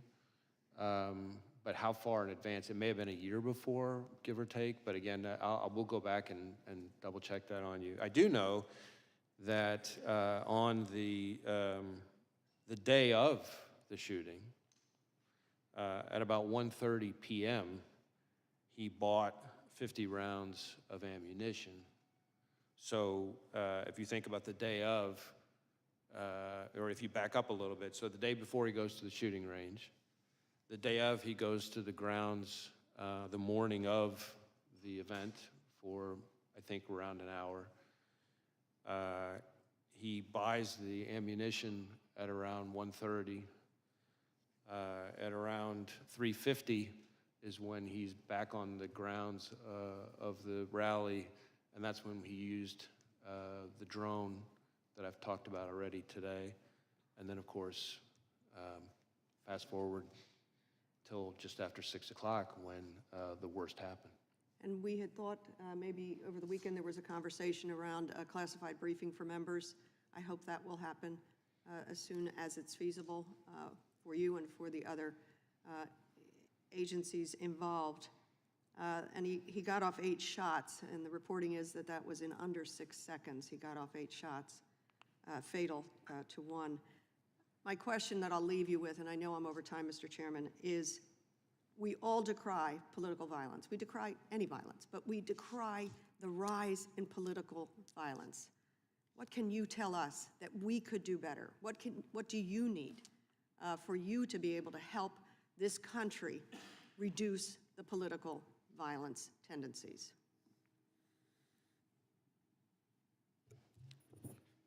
I think this is a moment where, in the most stark way possible, all of us as Americans can see how out of control political violence is in this country. And it's an opportunity for everybody to come together and to try to show that this is not the kind of thing we're going to tolerate in this country. The FBI's role is to focus on violence and threats of violence. But there is a role for others in the public square to address how people communicate in this country. And every day in our jobs, we see in social media, in terms of threats that we get, thousands and thousands and thousands and thousands and thousands of tips reported to us, and the language that's out there is just mind-bogglingly hateful and violent sounding. People sometimes, as figures of speech, use expressions that are very violent expressions, and so that is a part of it. We can all do better in kind of being a little more thoughtful and measured in our language. But again, the FBI's, we got to stay in our lane. Our lane is the violence and the threats of violence. There's a role for everybody as Americans to try to see if we can take the temperature down. Great, thank you. And thank you for the extra time. I yield back. Gentleman from North Dakota is recognized. Thank you, Mr. Chairman. And I really appreciate you correcting the gaming thing about this is my coming out party, because we're asking you to do something, and we've had acrimonious, you and I have actually had acrimonious, but we're not here for a got you moment. We're just not on this. And we're asking you to give us information before the investigation is complete. My only recommendation or suggestion would be when that happens, don't necessarily wait till you ask, because don't wait for us to ask. Because and I'll go through why in a second. I appreciate you coming in. I appreciate you telling us things. I appreciate you guys going against essentially your normal policy of waiting till an investigation is done, because the American people need to know it. But here's why. There's a guy with a rangefinder walking around that everybody noticed and then couldn't find. You know, he scaled to the top of a roof within 150 yards line of sight to the president or Republican former presidential candidate by climbing a drain pipe, and then you said some equipment. He was being pointed out by rally-goers everywhere they could, and nobody could figure it out. There's maybe supposed to be local law enforcement in the building, either upstairs or downstairs, and all of this is going on. And I was talking to a colleague of mine yesterday on the floor, and it's like, I hate the conspiracy theories that come out, but this is not the FBI's purview. This is the Secret Service's purview. This is so comically like inept to the average North Dakota citizen. Is just, they look at this and they're like, how could this possibly happen? And so when by you giving us information in a really meaningful way, even though we know the investigation's ongoing and things can change, that at least helps us to deal with that and figure out where we're at. And so, I mean, and you're doing all this. This guy had no combat training, no counter surveillance training that you're aware of, right? I'm sorry, I couldn't quite hear He that. had no combat training. Oh, no, I don't think any, certainly no what we would call, what you and I would call combat training. Obviously, he was a fairly active recreational shooter, so he did plenty of shooting. A lot of guys in right. western Yeah. North Dakota, right? I mean, all of those different things. And somehow we came within under of an inch of a presidential candidate being shot, and I mean, all of those different things. And somehow we came within under of an inch of a presidential candidate being shot and killed within 100 days out from an election. And when you look at it, so I just want to be really clear, because there is a lot of this. There is no evidence of another shooter, right? I mean, another shooter. Yeah. I mean, there's the counter sniper who took out the shooter. Well, Right. But you're talking about like another. Anybody else. And you're looking at his online and seeing all that, but there's no evidence he had any other accomplices on scene that day, correct? Correct. Not that we've seen yet, certainly. And you said, and Oversight's had a hearing, DHS had a hearing, we're having a hearing now. The Inspector General's going to investigate. We're probably announcing a bipartisan outside panel. But there's another investigation too, right? Because somebody has to clear the shooter. Like, even though it is a Secret Service officer deploying his, I mean, when an FBI agent kills somebody in the line of duty, what's the process? So we have what we call an agent-involved shooting, is I think what you're getting at. And we have a whole process. Usually get put on leave, paid leave, get a lawyer, depending on how it is, right? Well, some of those things depend, but we have, our inspection division does a shoot review of each time when there's one of these situations. And they sometimes have to coordinate with local prosecutors who are also doing some kind of review. But so yes, Secret Service would have a similar kind of process for the counter. I mean, because you have to actually establish one of the defenses to homicide. Just like, I mean, you don't do it in a court system the same way everybody else does, but you have to justify that shooting was justified. So when the FBI does that, do they conduct that all internally? Most of the time, yes. Every once in a while, there's a situation where the Inspector General gets involved. Do you know how the Secret Service does it? I don't. Okay. And I just think that's important, because when we're talking about how this works, and I don't think anybody is arguing it wasn't, anybody who's seen it knows what happens, but it's just knowing it and making sure that the process is handled correctly. And I just want to shift gears with my last 30 seconds really quickly, because we had a hearing on the northern border in Grand Forks, and you were talking about specific threats from Iran, but also generally. And we've diverted an exceptional amount of resources at the southern border. Our interactions, 114% increase in apprehensions. And the one specific thing, with all due respect to my friends and my neighbors from Canada, it's a lot easier to get into Canada for some of these countries where we have these real issues with terrorist threats than it is to the United States, particularly Iran. And are you guys monitoring that and making sure whatever coordination you have with Canada that we're paying attention to that as well? We have an excellent relationship, we the FBI, with our Canadian counterparts, both RCMP, the Mounties, as some people euphemistically call them, and CSIS, they're my intelligence service counterparts. We have great relationships with them, and terrorism is, I find, probably the #1 thing we talk about. Yeah, they're understaffed and overworked on the northern border, and they can use all the help you get. With that, I yield back. Gentleman yields back. Gentleman from Maryland is recognized. Thank you, Mr. Chairman. Director, thank you for today. I think I greatly appreciate your candor. I know it's highly unusual to go into this level of detail during an active investigation, and I know it's a special and unique circumstance given the nature of what happened that day. I'll ask my colleagues that we not try and take advantage of this in other circumstances. I think we need to be careful about pressuring our investigators, to disclose information in the middle of an investigation in a casual or routine way. But thank you for what you've done here today.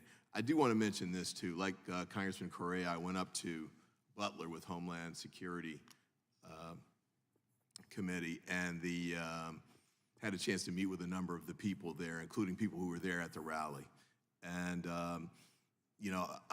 several of them were elected officials. In fact, one of them that spoke with me a lot was sitting directly behind Mr. Trump when he was shot, and she had video that she'd taken, and she'd love to share it with you all. But she mentioned a couple of things, too, that I hope you all will have a chance to have conversations about. And I know some of it's going to be in the Secret Service lane, some's going to be in the FBI lane.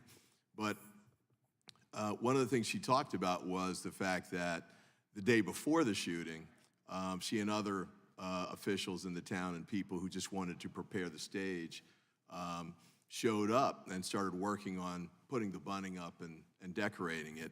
But the point she noted was that none of them had been vetted. There was nobody there to keep an eye on them and make sure that everything that was being done was appropriate. And she actually sort of thought in this in the context of hearing that a gun was found, or a gun was perhaps hidden at the site before the shooter was able to get it and use it. I don't know those details, but those are some of the things that came up that day. She also mentioned that there was sort of the outer perimeter. So you had a perimeter around the stage that the Secret Service had set up. Beyond that, you had a field, and then you had the building where the company was, and the shooter got on the roof.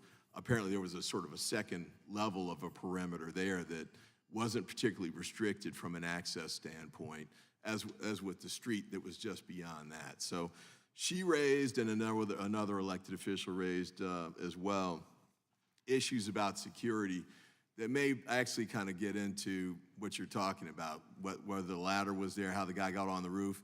There are all sorts of issues with respect to that. And there was a lot of people, as you said, that had videotape. I talked to 3 that were showing me videos while I was standing out there in the grounds. But I had a couple of questions to ask of you briefly.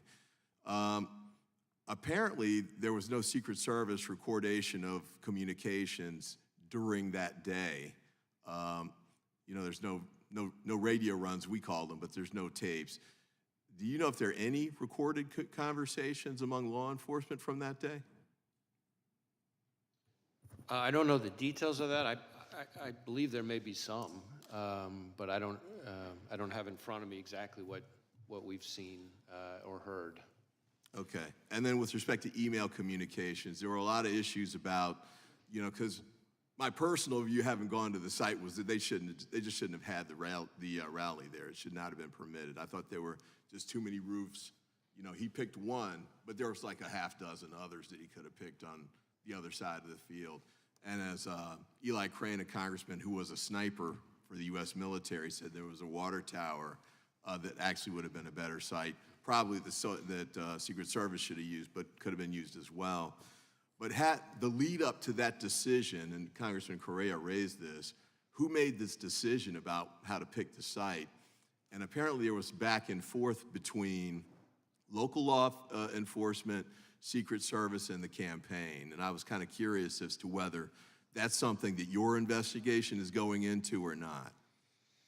So I think that primarily falls within the scope of the 2 other reviews, that is the DHS Inspector General review and the outside panel, independent panel that's been announced. Certainly we are interviewing law enforcement personnel, but the security preparations, the adequacy of the security preparations. That's the other lane? That's the other lane. All right, I only got 15 seconds left. Quick question for you with probably not a quick answer, but this scenario is kind of the worst case scenario from a couple of standpoints. Got a lone wolf shooter with no red flags that we've heard of so far. Nobody should have known that this was coming. He didn't have a criminal record and that sort of thing. Easy access to an assault weapon. I had a discussion like this with, I think, Congressman Roy and Congressman Bishop several months ago. What is it we can do to try and preempt those kinds of scenarios? We've got gun violence all over the country, including in my district. This is one example, but you know, this scenario is the worst possible that I can think of from the standpoint of no intervention prevention efforts that can be put in place to try and address it. But I'm kind of curious if you have any thoughts to the contrary on that. I don't know that I have any magic solution to the problem, and I certainly don't want to be proposing, you know, legislative ideas. That's not really my role. Certainly, dangerous weapons, especially high-powered weapons, in the hands of the wrong person represent a real concern for law enforcement, including to law enforcement, sometimes as the victims, as we saw very tragically down near Miami with 2 of our agents killed.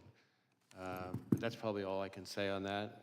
I do, while we're on the subject of firearms, Mr. Chairman, I have an answer to Congresswoman Dean's question. I might as well give it now, which is about the purchase of the firearm. I'm told that the father purchased the firearm in 2013, so quite a while ago, and then he sold it to his son in October of 2023. Thank you. Thank you, Mr. Chairman. I yield back, and thank you, Mr. Director, for your great work. I'd ask unanimous consent that we enter into the record a statement from Representative Kelly and some questions for the Bureau. Representative Kelly represents Butler. Actually, that's his hometown. So without objection, those will be entered into the record, and we'll make sure you get those, Director. The gentleman from New Jersey is recognized. Thank you, Mr. Chairman. Before I begin, and this is not directly with you, actually, I just wanted to straighten something out. I know my colleagues, the gentlemen and the gentleladies from Georgia, Washington, California, Pennsylvania, they all mentioned Project 2025. Well, I don't know how they expect you to know about that, number one. I'm pretty damn involved. I don't really know a whole lot about it. But President Trump has made it clear, and we're going to say it again, we'll say it over and over again, that there are some things he disagreed with, some things he agreed with that he wasn't that familiar with. It was from the Heritage Foundation. And that was just raw politics, to be honest with you.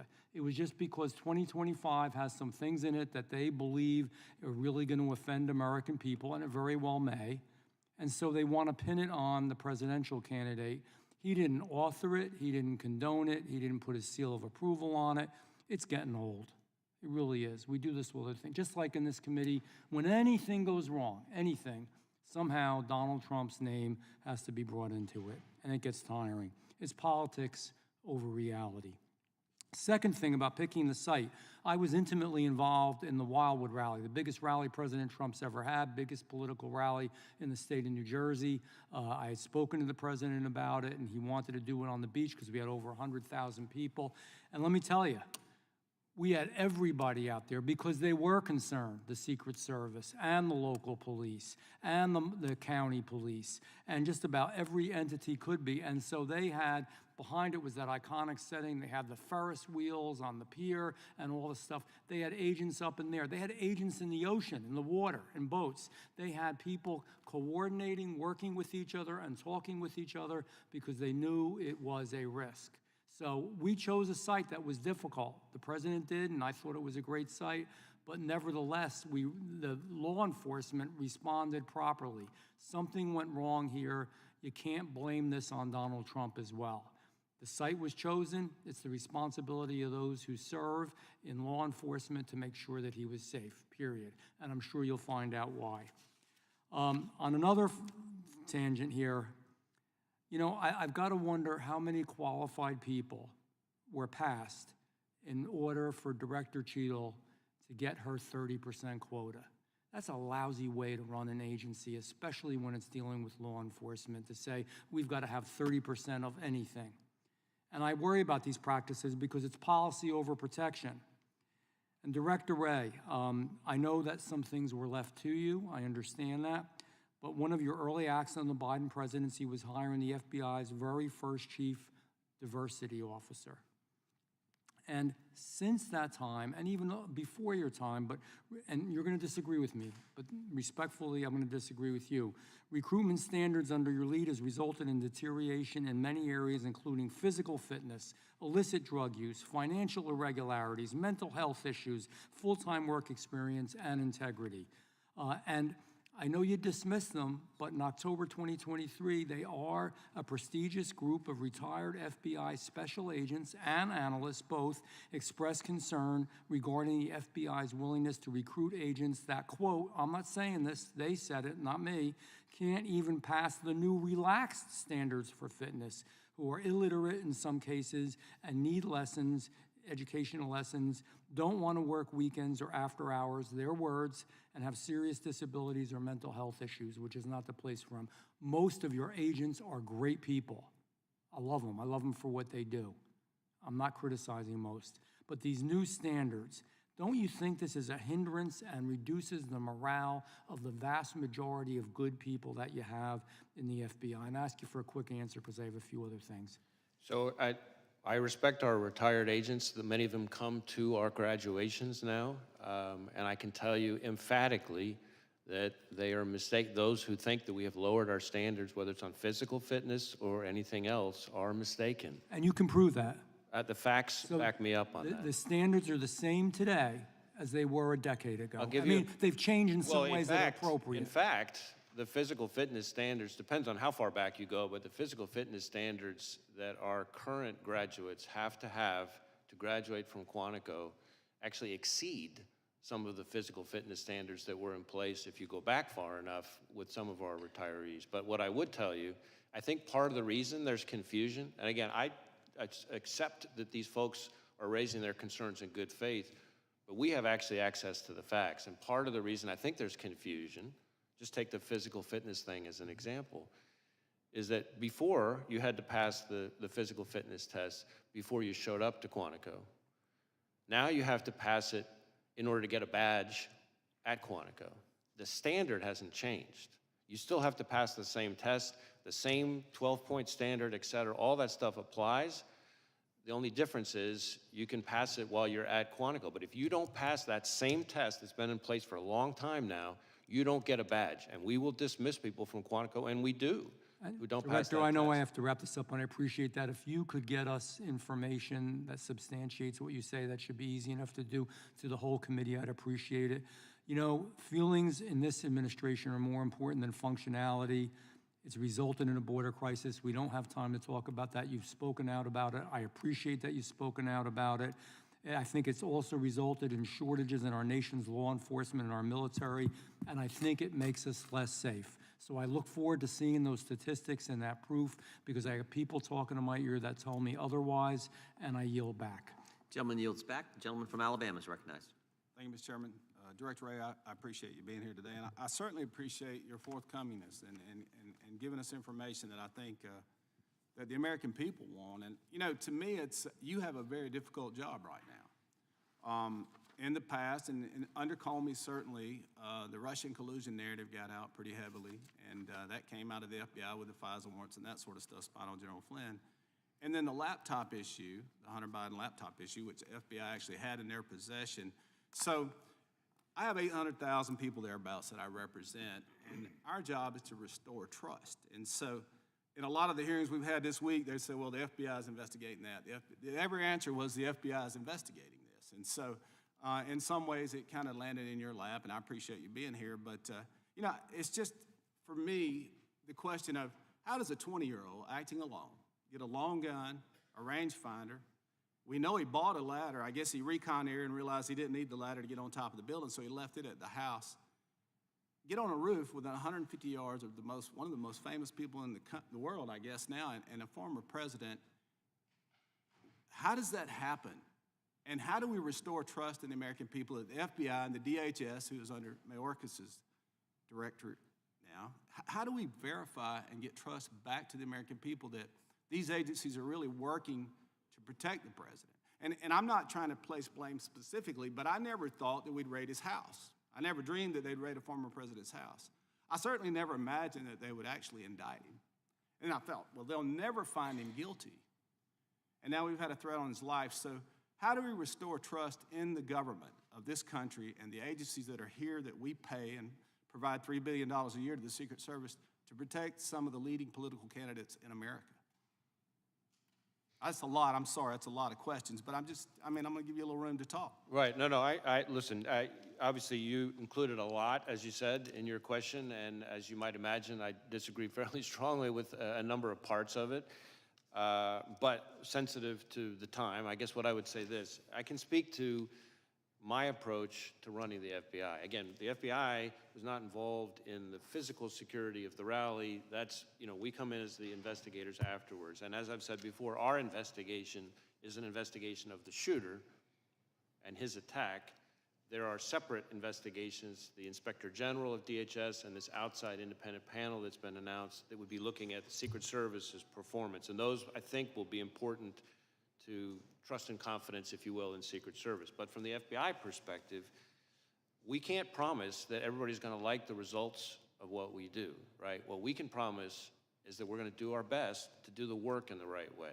That's all we can do. And so I keep telling our folks every day on this and on everything else, our focus has to be, we got to do the work in the right way. We got to make sure we do the work in the right way, and then no matter who likes it, because everything we do, somebody doesn't like it. And it's a credibility issue at this point. Do the American people trust what the FBI and the DOJ is going to tell them? And, that's the thing with this. When I was early on, and I've only been here about 3.5, 4 years now, but the American people was the fear of the weaponization of government. So now we have this issue. Tucker Carlson asked the president, he said, are you afraid they'll kill you? And I remember that interview, and I thought, wow, I can't believe he went there. But here we are. And so as we work through this process, I think it's so important, and I think the chairman hit on this, is the audio of the shooter. You've interviewed the sniper, the Secret Service sniper that took out the target. Was he waiting on a green light? What was going on, and why did Mr. Crooks have a chance to get off 8 rounds? And we knew he was on the rooftop. I don't know for how long, but we know he was a marked target. So was he trying to get the green light, and was somebody not giving it to him? So again, the performance, the adequacy of the performance of Secret Service will be the subject of the Inspector General investigation and this outside independent panel. What I can tell you, and I'm glad you asked the question, because this goes to something that that was part of an earlier exchange.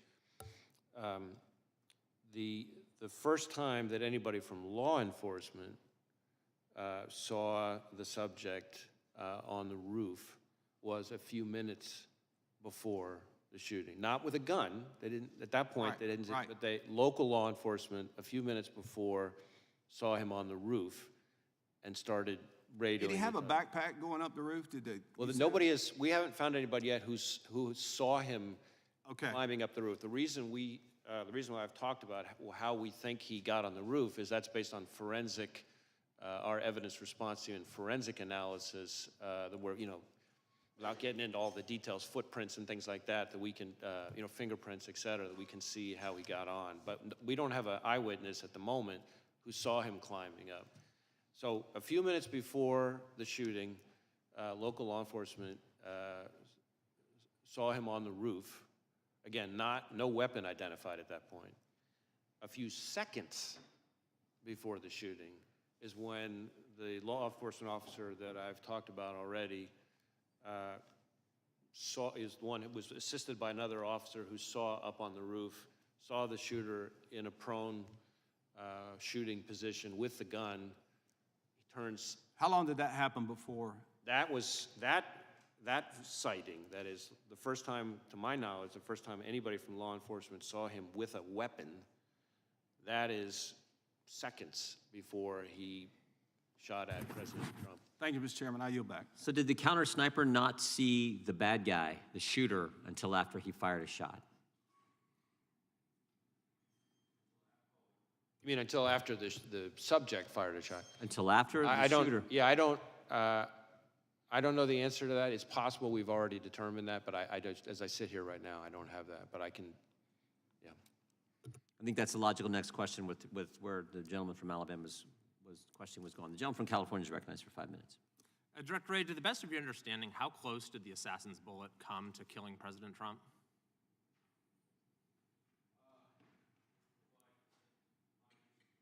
My understanding is that either it or some shrapnel is what grazed his ear. So I don't know that I have the actual very distance. close, though. What's that? Very, very close, you would agree. Yes. Is this the biggest security failure that you've seen in your career? Ooh. Well, certainly I think former Director Sheila has already, I think, acknowledged that this was a significant, at the very least, a significant operational failure. I forgot her exact words, but I will defer on that. I think We really it speaks haven't for seen itself. anything like this in at least decades in this country, right? The attempted assassination of a president, current or former, is a historic event. Was this a sophisticated plot that Thomas Crooks carried out? Well, I think probably depends on your definition of sophisticated, right? So on the one hand, he's a 20-year-old, seems to, from what we've seen so far, loner, without a lot of elaborate criminal history, without any criminal history or anything like that. On the other hand, he did clearly do some level of planning and recon. When did the planning start, to the best of your knowledge? What's that? When did the planning start?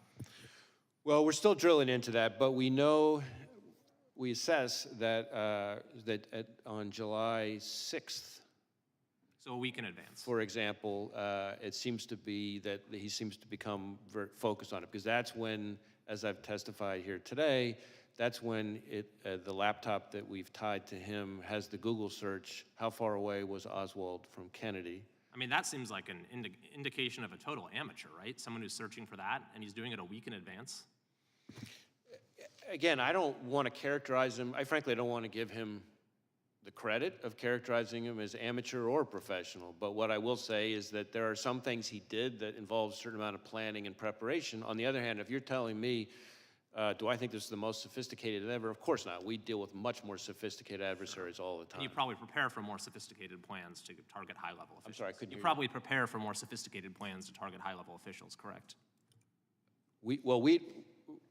We don't do physical security, but yes, obviously we're investigating much more sophisticated attacks all the time. How about the encrypted applications on his phone? Were those there for a while, or did he download them, in the days or weeks leading up to the assassination attempt?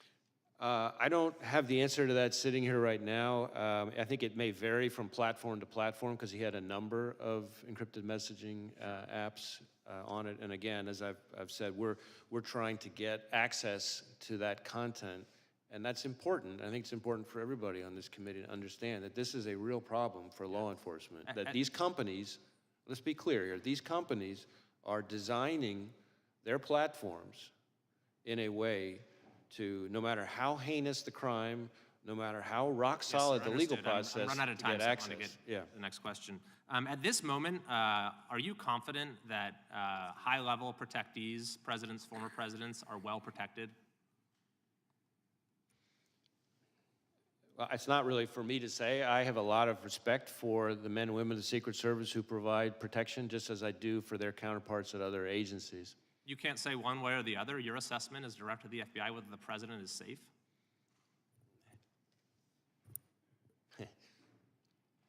I'm not an expert on protective details and physical security. What I would tell you is that we have a very robust system for sharing threat information with those agencies, and that in my experience, the men and women of the Secret Service are professionals who are hardworking, who are literally willing to take a bullet for their protectee. You mentioned a thwarted assassination attempt against former President Bush. Are there any other thwarted assassination attempts against current or former presidents that you could discuss?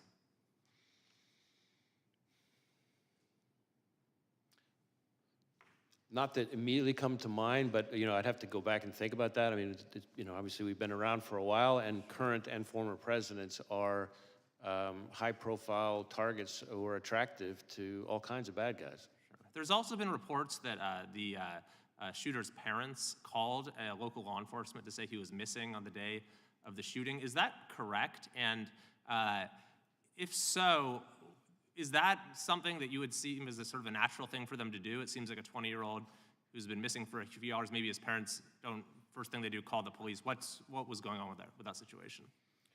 So my recollection, I don't have this in front of me, my recollection is they did call, concerned that he was missing. My recollection, though, is that they didn't call until, this was after the, I think this was after the event. I see. But I'm not certain of that, so I want to, hedge on that slightly because I have to get back to you to confirm that. I believe that part of the issue was that when he last saw his father, he, I think, indicated to his father that he was going to shoot at the range. And then, of course, he didn't go to the range and he didn't come back from that. And so I think that may have added to the level of concern. Thank you. I yield back. Gentleman yields back. Gentlelady from Wyoming is recognized. Thank you, Mr. Chairman. Director Wray, I'm going to go a little bit different route with my questioning. In testimony before the Senate Judiciary Committee in December of last year, you stated that the FBI is, quote, especially concerned about the possibility of Hamas supporters engaging in violence on the group's behalf, end quote, and that the threat from a, quote, terrorist organization who may exploit the attacks at Israel as a tool to mobilize their followers around the world, end quote. We've seen a lot of conduct today that I think is concerning to many people in terms of Hamas terrorists and their sympathizers.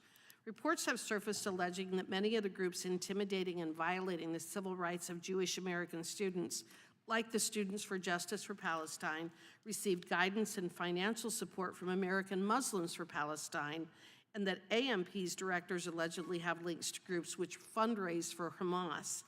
Director Wray, is the Bureau aware of or investigating whether these groups violating the civil liberties of Jewish Americans are connected to or affiliated with Hamas or other terrorist organizations? So we are investigating a lot of attacks and threats against the Jewish community. I've been very vocal on how big a concern that is, and certainly that was already heightened even before October 7th, and since October 7th, it went to a whole nother level. We are actively engaged with Jewish community, both locally and nationally. When it comes to foreign terrorist organizations and their role, or foreign adversaries and their role, we are looking hard to see if we can find linkage, for example, funding or things like that. Nothing that I can report at this time, but it's something. But you're investigating it. It is the kind of thing that we're looking for, absolutely, Okay. because we know that there's an interest in their part to foment. We're watching it yes. in real time today. Right, yes. There are other reports that Mayor Bittard, National Security Council Coordinator for Intelligence and Defense Policy and Deputy Assistant to the President, was an active member in Students for Justice in Palestine at Georgetown University, which is one of the groups alleged to have ties to Hamas. Is the Bureau investigating whether the Biden-Harris administration is compromised by pro-Hamas groups and organizations? Well, again, we're having quite a number of Hamas-related investigations. I'm asking specifically about whether you are investigating whether the Biden-Harris administration has been compromised by pro-Hamas groups. There's nothing along those lines that I can think of to report. I also want to talk to you a bit about the FBI's investigation and involvement with the Russia collusion hoax. And the FBI was involved with that because of its potential relationship to election interference. Is that correct? The FBI's involvement in investigating the Russia collusion hoax. That was because there was concern about election interference. Is that correct? Well, the FBI was involved and staffed as investigators the Special Counsel Mueller investigation into efforts by the Russian government to influence and interfere. With the election, correct? Yes. All right. So is the FBI investigating what just happened with Joe Biden being forced out of the race after winning the Democrat primary as election interference? Is the FBI investigating that right now? I'm not aware of any investigation along those lines. Okay. Director Wray, it was reported in March that the FBI's Foreign Influence Task Force resumed communication with social media companies. And an FBI spokesman has stated that, quote, in coordination with the Department of Justice, the FBI recently implemented procedures to facilitate sharing information about foreign malign influence with social media companies in a way that reinforces that private companies are free to decide on their own whether and how to take action on the information, end quote. Director Wray, what specifically is the FBI doing to reinforce that such decisions are in fact for the private companies to make and not the administration? So I think the best way to summarize it is that the guidance makes all kinds of additional steps to underscore that the FBI has no interest in participating in any way whatsoever in the company's decision-making, that companies are completely free to take any actions on their own, that we are simply passing information on to them for them to do whatever it is they want to do independently, consistent with, I should say, I very much appreciate the Supreme Court's finding that no evidence that the FBI coerced platforms to take content down. Well, I don't believe that that's what the Supreme Court found. What the Supreme Court found was that the parties involved didn't have standing, but I think there's a whole body of evidence and legal analysis demonstrating that, in fact, this administration was violating the First Amendment rights of folks through social media companies. I'm just going to ask one final very quick question. If the FBI was involved in the removal or restriction of speech of Americans, do you agree that this would be a violation of the First Amendment? Well, again, I'm not going to engage in hypotheticals. My understanding and my strong view from everything I've seen is that we did not violate the First Amendment. Gentlelady yields back. Gentleman from Texas is recognized. Thank you, Director. I've just got two easy questions for you. In February, Donald Trump Jr. received a letter containing a white suspicious powder that read, quote, Lee Harvey Oswald's grandson must complete his contract, end quote. The United States Secret Service and the FBI said they would investigate the matter, and 5 months later, no more information has been released. I've also visited with Mr. Trump, and he has not received any information either. Why is that? So as I sit here right now, I'm not familiar with the specific investigation, but I do know that we have had, unfortunately, quite a few investigations of threatening mailings and white powder letters and things like that. So I'm happy to drill into it and have us circle back to you and see if there's more information we can share about it. Thank you. And would you maybe circle back to the Mr. Trump, Donald Jr.? I think they'd like an update as well.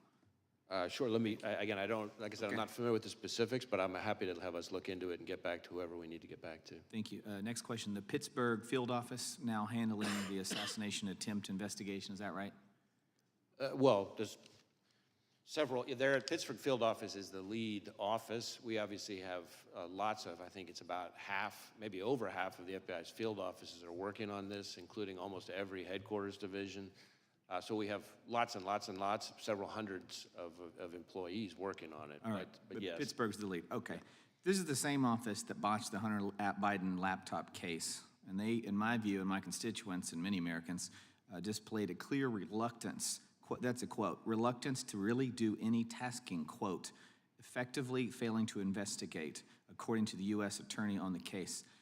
My question is, how can we trust this office, and why does it keep reappearing in critical election-related investigations, or is that just dumb luck?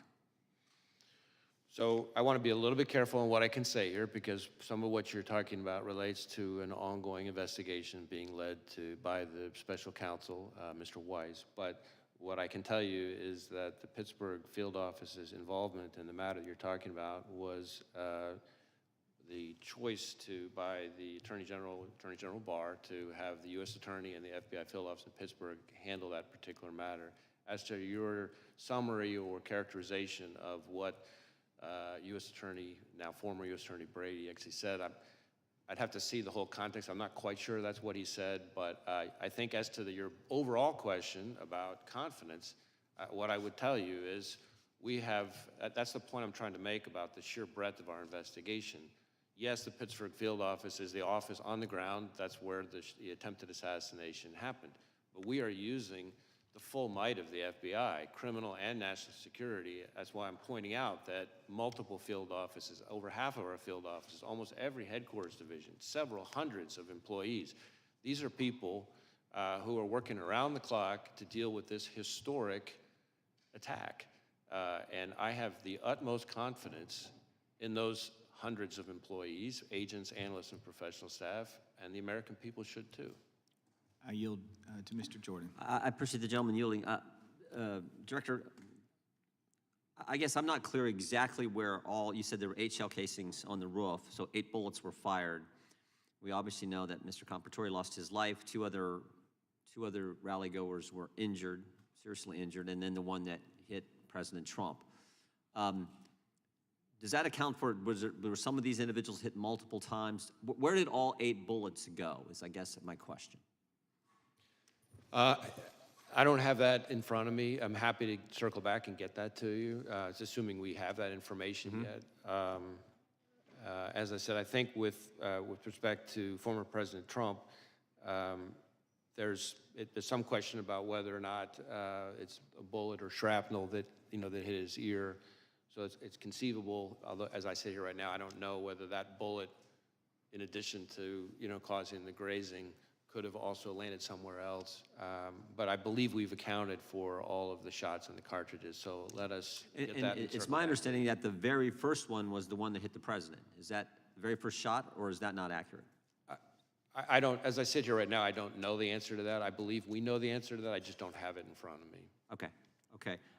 Is there any chance I mean, it seems to me that this bad guy, this shooter, was focused on President Trump. But you indicated that he purchased 50 rounds of ammunition, I believe, earlier that day.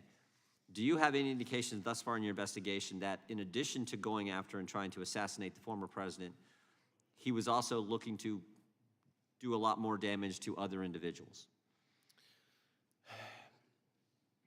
That's a hard question to answer. What I would say is I agree with you that his preparatory activity is what we've seen so far, the limited information that has been relevant and interesting about his preparatory activity does seem to be that he had settled on former President Trump as a target and this rally as his moment to try to take a shot. But in addition to the 50 rounds, of course, you have the issue of these explosive devices. Right. And so what else he may have had in mind is something that I think is very much of an open question. On the one hand, you have these explosive devices, including the one still back in his home that wasn't in quite the same stage as the one in the ones in the vehicle. But he clearly had those explosive devices for some reason. And so we're trying to figure that out. As I've said before, sometimes in these kind of situations, you find like a manifesto or something like that. It's frustrating to us, and I'm sure frustrating to you and the American people, that we haven't found anything quite like that. We'd love to have a roadmap that tells us exactly what he was thinking. We haven't found that yet. Doesn't mean we won't. We're looking all over the place, and we're going to leave no stone unturned. Thank you. A gentleman from Texas is recognized. Thank you, Mr. Chair. Thank you, Director, for being here today. I know it's been a very long day, busy day on Capitol Hill, and also I want to apologize in advance if there's any repetitive questions from me. But I have to ask, given that our sitting president resigned from the campaign on Sunday and the Secret Service Director resigned yesterday, you don't plan on resigning anytime soon, do you, sir? No, sir. Good to go. Earlier today, you told this committee that you recovered 8 bullet cartridges from the roof next to the shooter. And given that testimony, I have 2 questions for you.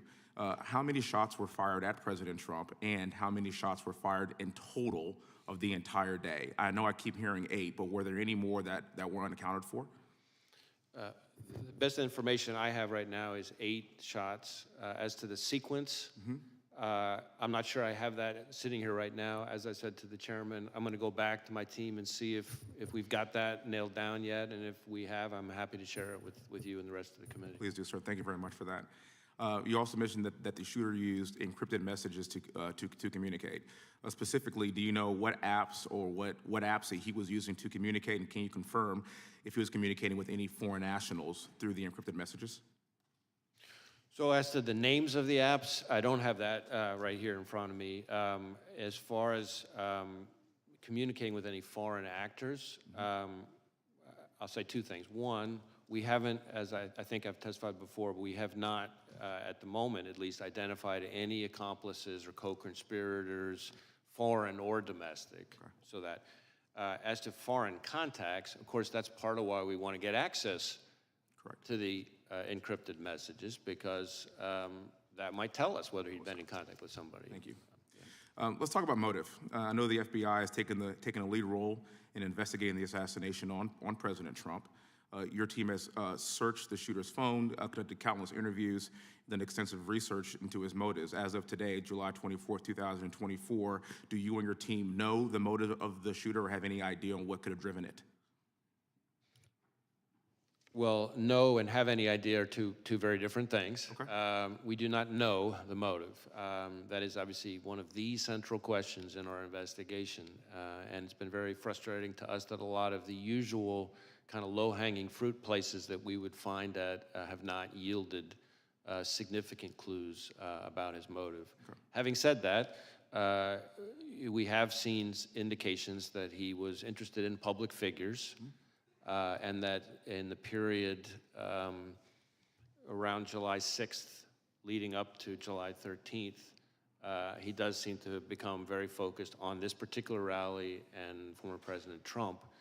But exactly what his thought process was in doing that, that's something that's still very much under investigation. I want to make something clear to the American people to try to help out what motive could be. And again, it's not my job to steer it, but here are some of my thoughts. I'm not sure about motive either, specifically, but I can tell you that after this assassination attempt, people on both sides have said that both parties need to tone down the rhetoric. But recently, just on Monday, in fact, President Biden called into the Harris campaign event and said that President Trump was a threat to democracy. Just take a look behind me at these photos. This is a magazine cover of the New Republic from June 2024, published just 1 month before the assassination attempt on President Trump.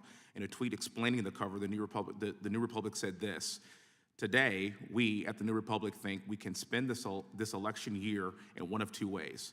We could spend it debating whether Trump meets the 9 or 17 points that define fascism, or we could spend it saying he's damn close enough and we'd better fight.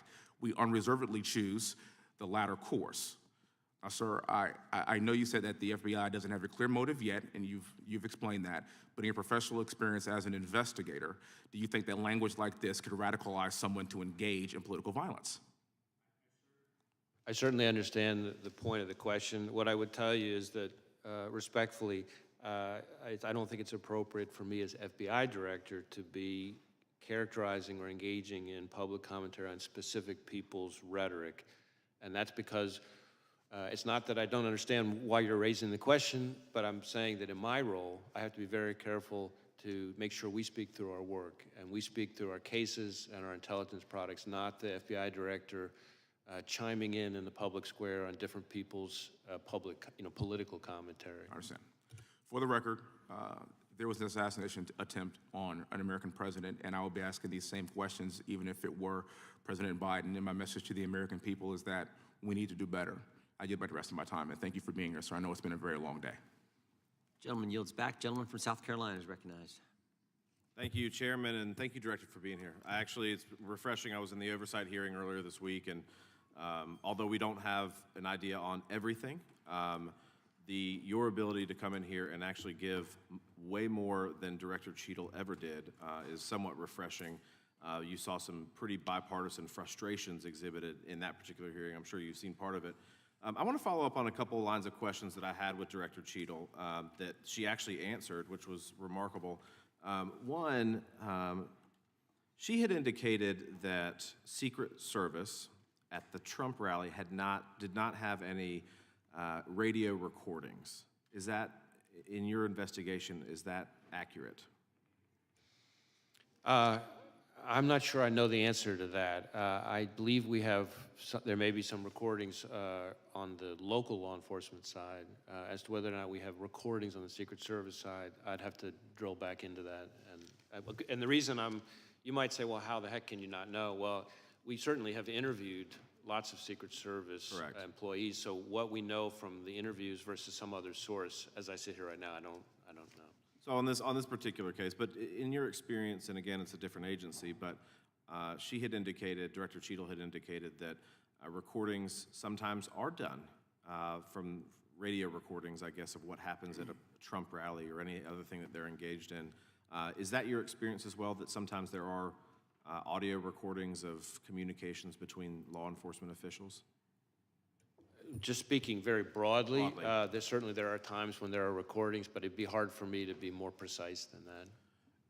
And I know that you can't answer whether they were here in this instance or not, but what would cause recordings to not exist for the Trump rally, if, as a hypothetical? What would be the reason that that would happen?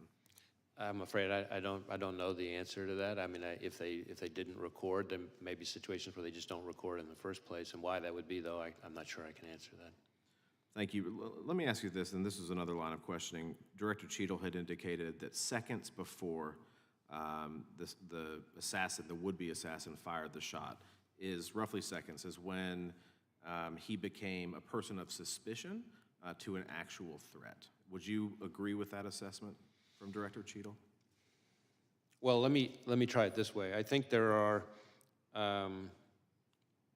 sort of three, in my mind, let's say three significant moments on this continuum that you're kind of getting at.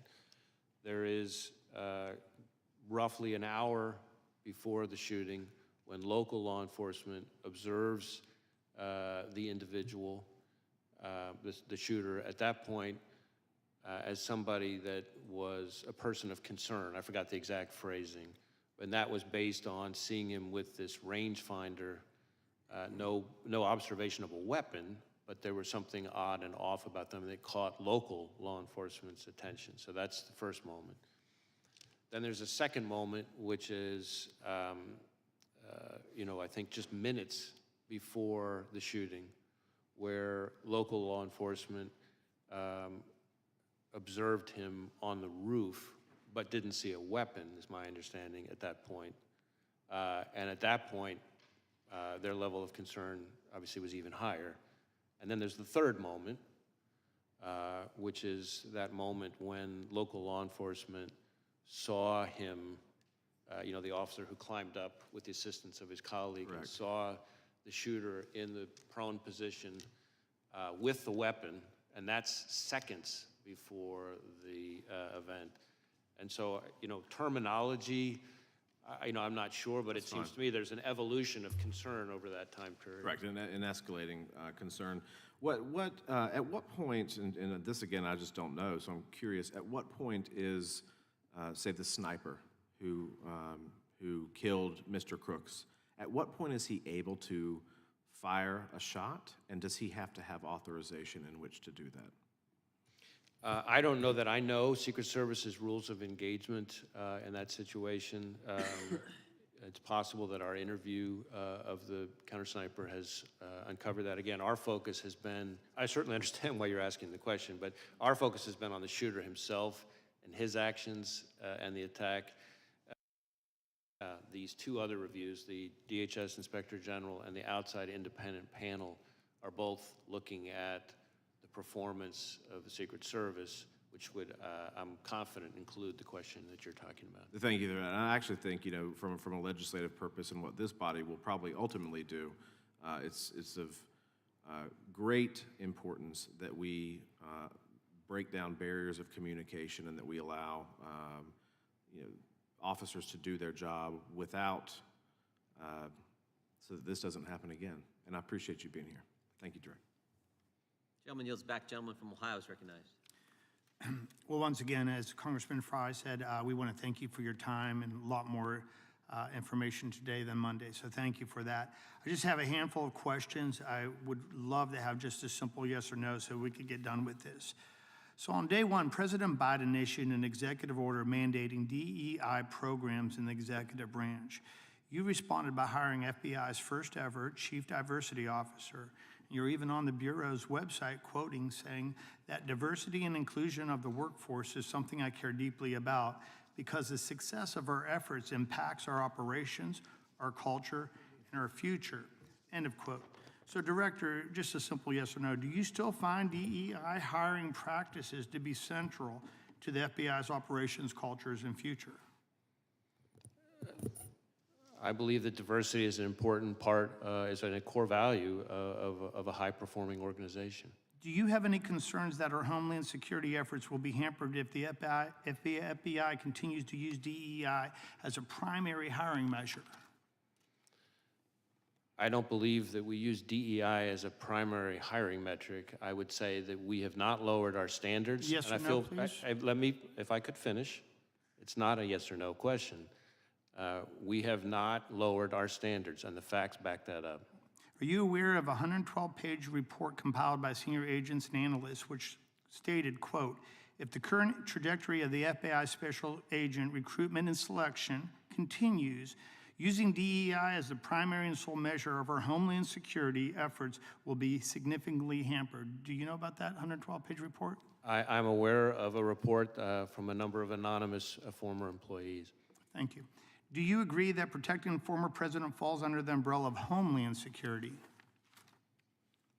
Well, protecting the former president, the physical security, the protective detail on the former president is the province of the Secret Service, which is part of the Department of Homeland Security.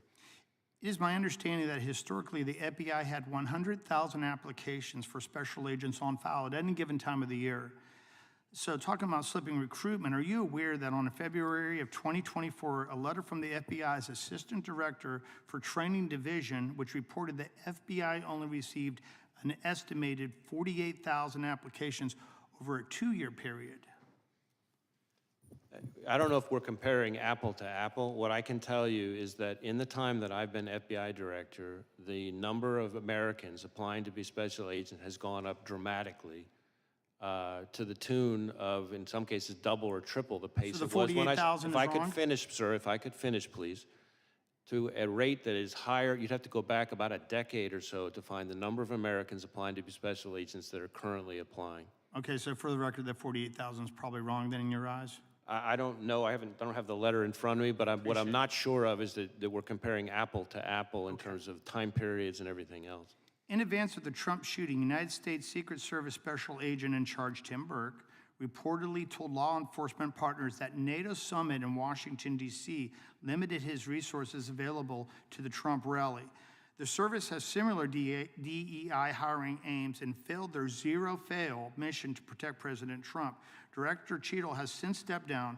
Could the hyperfixation on hitting Biden administration's imposed DEI rules by causing the FBI and the federal law enforcement agencies to not only miss their prime candidates, but also potential threats? Well, I can't speak to Secret Service's hiring practice. What I can tell you is that, in my view, diversity, like everything else, is something that has to be done in the right way. Just like everything else, there's a right way and a wrong way to achieve it. I think we can and have achieved improvements in diversity and at the same time not lowered our standards. And I think part of the reason we've been able to do that is because of the encouraging increase in the number of Americans applying to be special agents. The investigation into the planting of pipe bombs at the RNC and DNC headquarters has been going on for over 3.5 years and will soon have lasted longer than the Biden presidency. I look forward to you proving yourselves because we haven't received any update right now on the Trump shooting since July 15th, and the people really need that. Can the public expect a more transparent and timely investigation into the attempted assassination of former President Trump? I've been testifying here all day about the investigation into attempted assassination of former President Trump, and we've done multiple briefings, and I've answered multiple questions. And we appreciate that because, Okay, like that's I what said, you it's a were lot, asking. Well, it just seems like there hasn't been a press conference to the people to go through all the different details that were already presented today. And I'll just leave you with one final question. The government is not doing their job. Do you feel as the director that perhaps like not only the FBI but the Secret Service needs to have a complete reconstruction? Or do you think it's still put together the way that could best do its job? The FBI that I see every single day, having visited all 56 of our field offices at least twice, many of them 3 times, the FBI that I see engaging with state and local law enforcement from all 50 states that I hear about from prosecutors, judges, business leaders, community leaders, foreign partners, is an FBI that is respected, trusted, appreciated, and that is there for people when they need them the most. And that is the FBI that I see, and I'm very proud to be a part of them. Any comment on the other agencies? And I'm not going to comment on other agencies. Appreciate your time, sir. Yield back to the chair. Gentleman yields back. Director, I have just a couple quick questions, but I want to give to the ranking member a chance to say some remarks or questions, and then we'll be done. Thank you, Mr. Chair. First, I'd like to say, as somebody, when I grew up, I watched The Untouchables, and I think Elliot Ness would be proud of you. I don't know about J. Edgar Hoover, but Elliot Ness for sure. Let me ask you this. In Memphis, you've put Memphis and Nashville's FBI together, kind of consolidated, and in one office. And I know you've worked with our U.S. Attorney and others to work on our crime situation there, and it's gotten better. But is this change in the FBI relationship there where we're not going to have an office necessarily? Tell me how that's going to affect Memphis. So I want to be very clear. We're not leaving Memphis. What we are doing is... Nobody should leave Memphis. In fact, most of the songs are about people going to Memphis. We are... They leave Nashville. They go to Memphis. Recognizing population growth and the threat environment, we have instead taken, if you look across the state, instead of having 2 field offices in Knoxville and Memphis, we're creating a Tennessee division headquartered in the middle in Nashville. But we are keeping the offices in Knoxville and Memphis. And in fact, when it comes to Memphis specifically, not only will it not result in any decrease in the number of agents there to work, actually, strange as it might sound, it's going to allow us to increase the number of agents who will be assigned to the Memphis office, including to tackle things like violent crime, which I know is of huge concern. And the reason for that is really the effect of this reorganization is to be able to reduce administrative roles that will be more consolidated in the middle in Nashville, but it'll allow us to increase the operational roles, the agent roles, the number of them in Memphis. So I think not only are we not leaving Memphis, we're actually increasing our investigative presence in Memphis as part of this, and we're going to be able to continue to collaborate closely with our great partners there without skipping a beat. Thank you. That's reassuring. One of the questions was asked over here was about previous assassination attempts on presidents. And obviously, I know you're a lot younger than me, but you probably did. Did you ever watch The Untouchables? I have watched it, yes. They had one of the programs was on Mayor Cermak. You know Mayor Cermak? I'm sorry, I couldn't hear you. Mayor Cermak, do you know who he was? I do not. He was the mayor of Chicago. And in February of 1933, there was an assassination attempt on Franklin Roosevelt in Miami, Florida. And Mayor Cermak, C-E-R-M-A-K, was killed and said, "I'm glad it was me and not you." Allegedly, he said that. But anyway, that was an attempt, and it failed, and that was, Untouchables brought it into my consciousness. But thank you for your work. I appreciate it very much. And I appreciate you're not looking into changing our Democratic nominee. That's something we normally do. Thank you. Director, I'm still not clear in my mind. When did the counter snipers, the good guys, when did they first get eyes on the bad guy, the would-be assassin, on the roof of the AGR building? I'm not certain, but I'll take my best effort here. I'm sorry to interrupt, but did they have eyes on him before the local law enforcement was looking up on the roof and engaged with the bad guy shooter? I don't know the answer to that. I will look into that and get back to you. I believe we have the answer. I just don't know that I have it. I want to make sure I answer accurately. Because we thought, from the briefings that Mr. Abate gave us, or Bate gave us, excuse me, Abate gave us, and the briefings you gave the Congress, that they did, but it wasn't clear from your testimony. So if you can get that answer to us, that would be helpful. I want to circle back just a third time, if I could, to the Iranian threat to President Trump and some others, former members of our government. The reason I want to go back to that, because we now know that the Secret Service and Homeland Security denied resources to President Trump's detail that they had asked for. And it seems to me, if that all happened after you guys knew about the Iran threat and had briefed the Secret Service on that real threat, that's an even bigger problem.